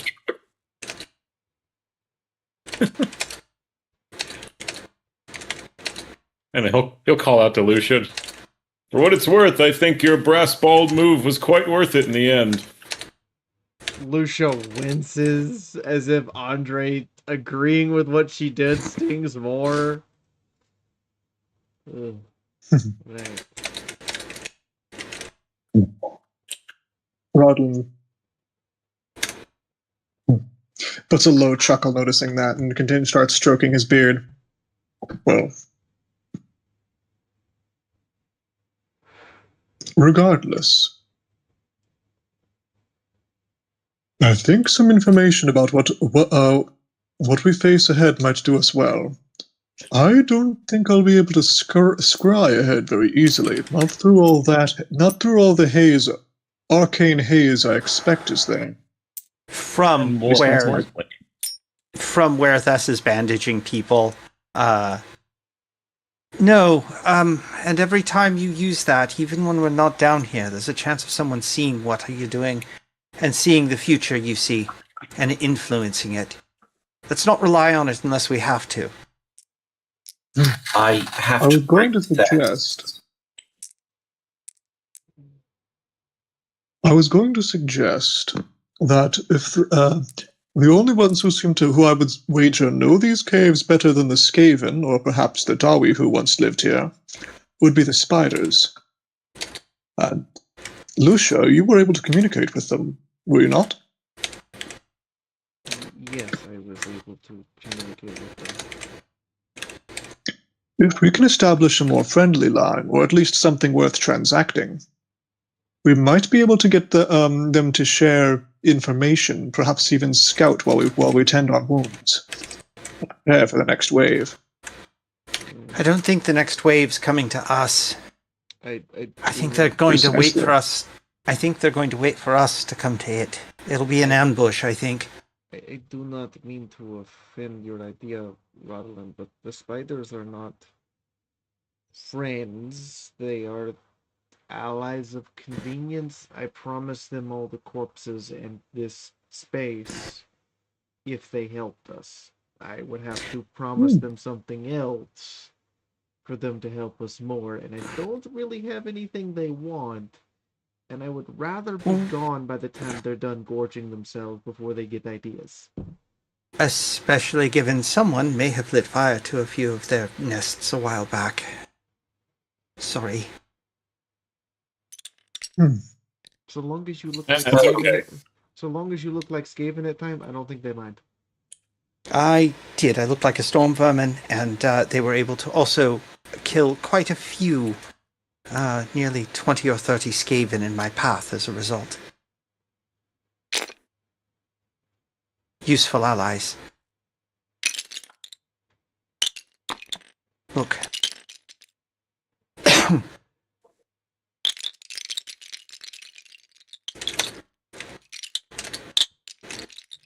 Andre will walk over to Maury and give him a little pat on the head, and then immediately start looking through his saddles. He's like, "Please tell me there's wine in here."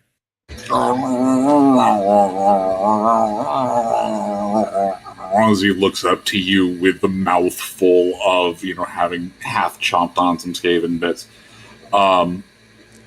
And yes, there is the saddle bags are filled with provisions. There's a couple bottles. It's not the higher end stuff, but there's a couple of bottles of essentially day wine. Oh, There's multiple water skins of actually clean, pure water, or as close as you can get of pure water in this timeline. There's Beer. several. Yeah, I was going to say there's several. Beer. Oh, yeah, I guess it would just be Beer. there's like several like half gallon bottles of low ABV ale, essentially just alcoholic drinking water. Yes, Right. better to drink ale than the water. After all, you don't know what the fish have done in there. The other side has foodstuffs, slightly stale bread. It looks like it may have been baked yesterday. They should have just sent flour. I could have just... No, we don't have time. There is actually a little bit of flour in there. A few eggs, though it seems one of them cracked. Which is fine. Maury wants to eat it. A little bit of food for him. A unscanned, it hasn't been processed, but just a freshly killed chicken in a bag. All right. And enough medical supplies to properly treat, to bandage the wounds of up to 20 people. Well, I've made my 3 healing rolls you asked for. The first 2 success, the last is not. The last I'm using a dose of one of the good healing potions on. Rodlin is going to begin channeling so he can start doing a big heal on himself. It's one channel. As you use one of the good healing potions on someone, not only do you see the wounds that they took in this fight heal, but you'd see some of their older scars from previous skirmishes, as well as part of their ear even knit back together. That's... wow. Wait. Huh. Oscar, I need you to check something for me. To take a moment. Huh, What do you need? my crevice flap's gone. Yay, my crevice flap's gone. I need you to check the back of my left shoulder. Yeah, Oscar steps up, moves the fabric aside, and checks. What does he see? You already told me what happened, Boone. There is still some scarring there. It has healed back a bit more. Thankfully, she took it when her body was significantly wounded, so it had. No, I did not. Remember, right. I had no injuries. Oh, right. That's why it healed over. Right, I forgot about the mushroom use. I forgot that no one has checked it since then. Yep, I have not. I haven't been injured really since then. Oh, fuck, I forgot that. Oh, shit, I forgot this is the first time. Yeah, so there are still a couple of small spots, indicators that there was an old injury here. But the nearby scales around it, as well as some of the gouging and the normal soft spots of skin that were constantly irritated, they've filled back in with a heavy, a thick leather underneath, and it seems that some fresh scale is starting to pop back in spots. Though these scales all seem to be I can't remember if these ones are a persistent gold, have the persistent golden sheen to them or not. Well, but, so I have a question for you. I have an answer, probably. Given that is where Verena touched her shoulder. Yes. So yes, those scales that have healed and are growing back in seem to have a slightly permanent golden hue to them, though there seems to be no ambient magic in the air at all. So, I'm going to assume the reason that you asked me to check is that there were not some rather new, fresh and healthy looking golden scales back here last time you were aware of? No, you've seen it. They were white. Scarred, remember, that's where I cut my arm open. My shoulder open. Yes, I remember now. Sorry, it's been a busy day. Yes, yes, it has. Sorry. No, and now there's you. You have a golden shoulder now, Tess. I wonder if I could sell it. No. No, because then you'd have to go with it, and we're not having that. No. Okay. For what it's worth, I think the colour suits you. Well, thank you. I was always partial to gold. Of course, born with edging on my scales like that. No. Right. Look, just while we've got a... Yes. Sorry. I'm sorry that I prioritised Lucia over the tactics in the fight, and I'm sure she'd apologise for her recklessness as well. Just... I know. You're not wrong. You're not wrong, but just... Maybe those conversations need to wait until we're at the surface. Maybe we don't need division down here right now. No, we can't really afford it. I spent so much time working my way through this place to find you. Only to see a possibility of that thing getting to you and tearing you apart. I appreciate it, Thess, I really do, but don't put me above. You are the most unique creature I have ever met in my admittedly rather humble life. And there is an entire college full of people like me back in Nuln. I am infinitely more expendable than you will ever be. I don't believe that. I don't believe anyone's truly expendable.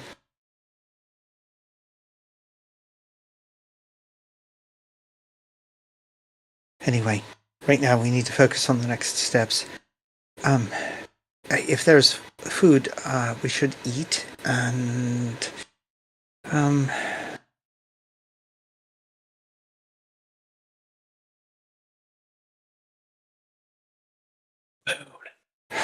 right. Yeah, and I need to find something reasonably potable to wash my hands with. I've got black powder everywhere. How many water skins did I pick up from the scavenging? Actually, how many water skins did Swordboard and myself pick up from scavenging? Hold on. Because we scavenged. And I know we distributed some of them, but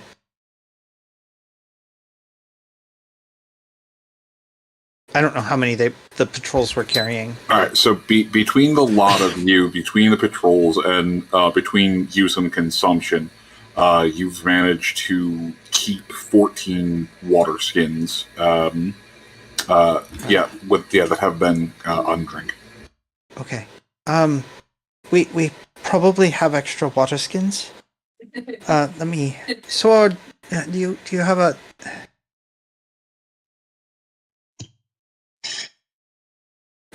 Water skin for Oscar. While you're doing that, you just see Andre just uncork one of the wine skins and just absolutely fucking chug it. All right, It's a wine skin. No, as he's about 2/3 of the way through it, he hiccups, chugs the rest of it all the way down, and there is a sort of insta-hammered that happens as his body is trying to process all of that. Right. Water skin, please, for Oscar. Sweet. He produces a water skin. Will this do? It's just plain water.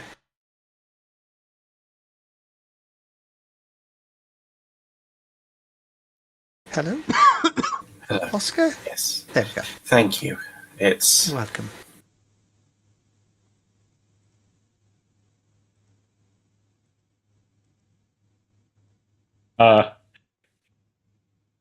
I guess I'll be the douche nozzle and interrupt the intimate scene.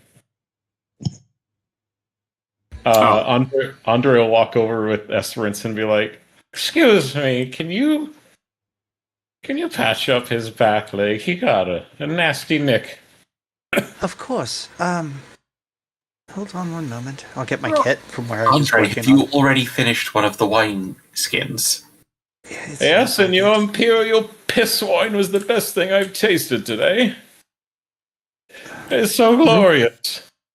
You know, you've been fighting like a madman all day. I'm not going to criticize you. Drink up, man. You did pretty good shooting out there today. So that was a even on success for the healing, patching the leg. Let me roll a d10. I don't know how bad that injury actually is. 5 points. Well, that's a 9 point on the D10 for dealing with the injury. So, Thanks. all right, Esperance, please don't move. I'm going to have to. Oh, God, that's a deep gash. Okay, I'm going to stitch it closed. I stroke a little- his mane and feed him breadcrumbs. Put a couple of drops of healing potion in it to speed up the healing. I still have one of the red potions I'll be doing this with. but this won't consume a use of it. Yeah, no, it's just to seal it up, stitch it and seal it up and accelerate its healing. So. There's a singular as you make the first couple of glides through with the thread, but Esperance doesn't fight. I'm sorry, please don't kick me. Esperance is well behaved. Well behaved. Good boy. He is, while standing on 3 legs, he does not kick you, but instead just smacks you with his tail. Not hard enough to injure, but just enough to be like, okay, no kick, swat. That's a first. All right. Never been hit in the head with a tail before.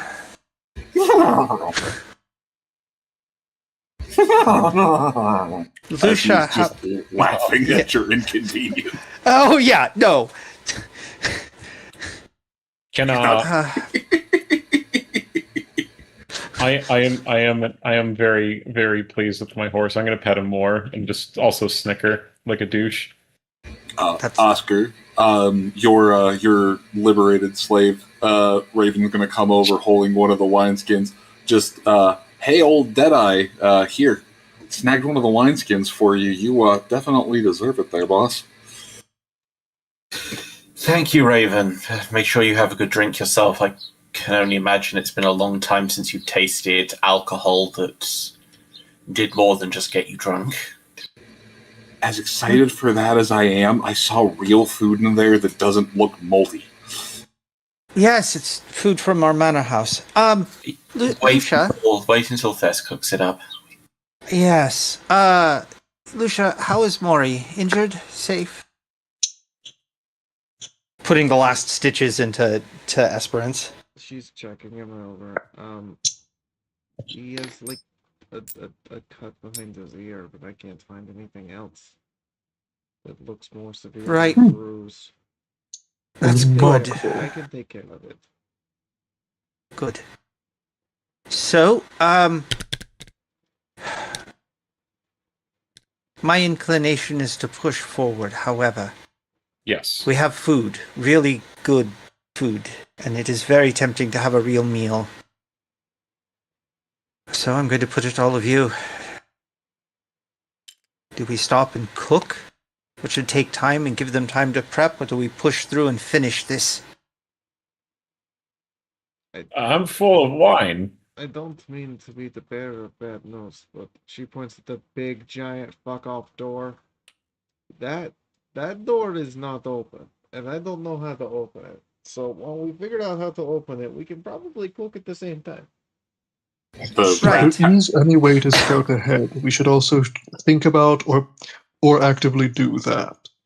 We don't want to be caught walking exactly where they want us to. I points at big door. Scout ahead through big door. With Lucia. Magic is haywire. Lucia. Yes. Have you tried knocking? Look,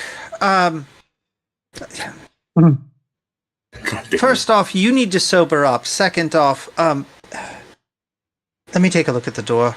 Someone set up a campfire. I'll join you.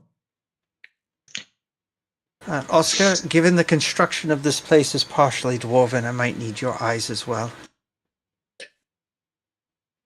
I will also join them because there is a magic thing he wants to investigate over there as well.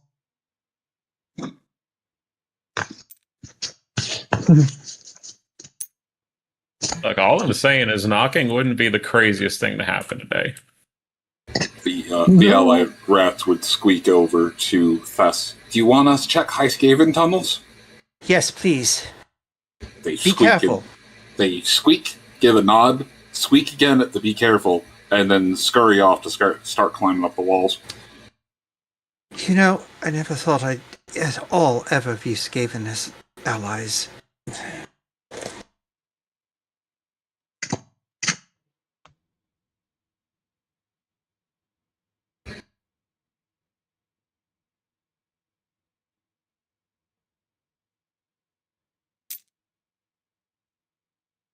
I never thought I'd get to meet and make jokes with someone who also knows the intricacies of elven cooking and hospitality. Like, What, just more than elven cooking? Excuse me. She's Well, a little true. indignant at that. Like, oh no, I Before wasn't we sort of get quite carried limiting. away Just that I and get didn't expect. guys, before we get carried away and get into another scene or dive deeper or any of that, I would like to remind you, Albion has to go to bed, and in 3 weeks I will be having to go to bed around the same time as Albion. So it's probably a good idea we start calling a wrap. yeah, no. This is a I good can time see to do that. sunrise right now.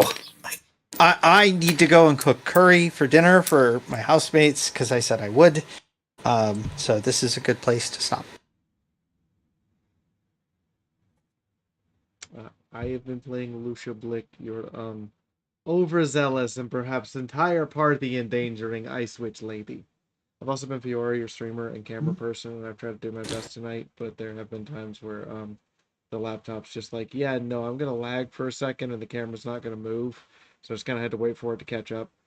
In the meantime, let's turn to the next person. Hi, everyone.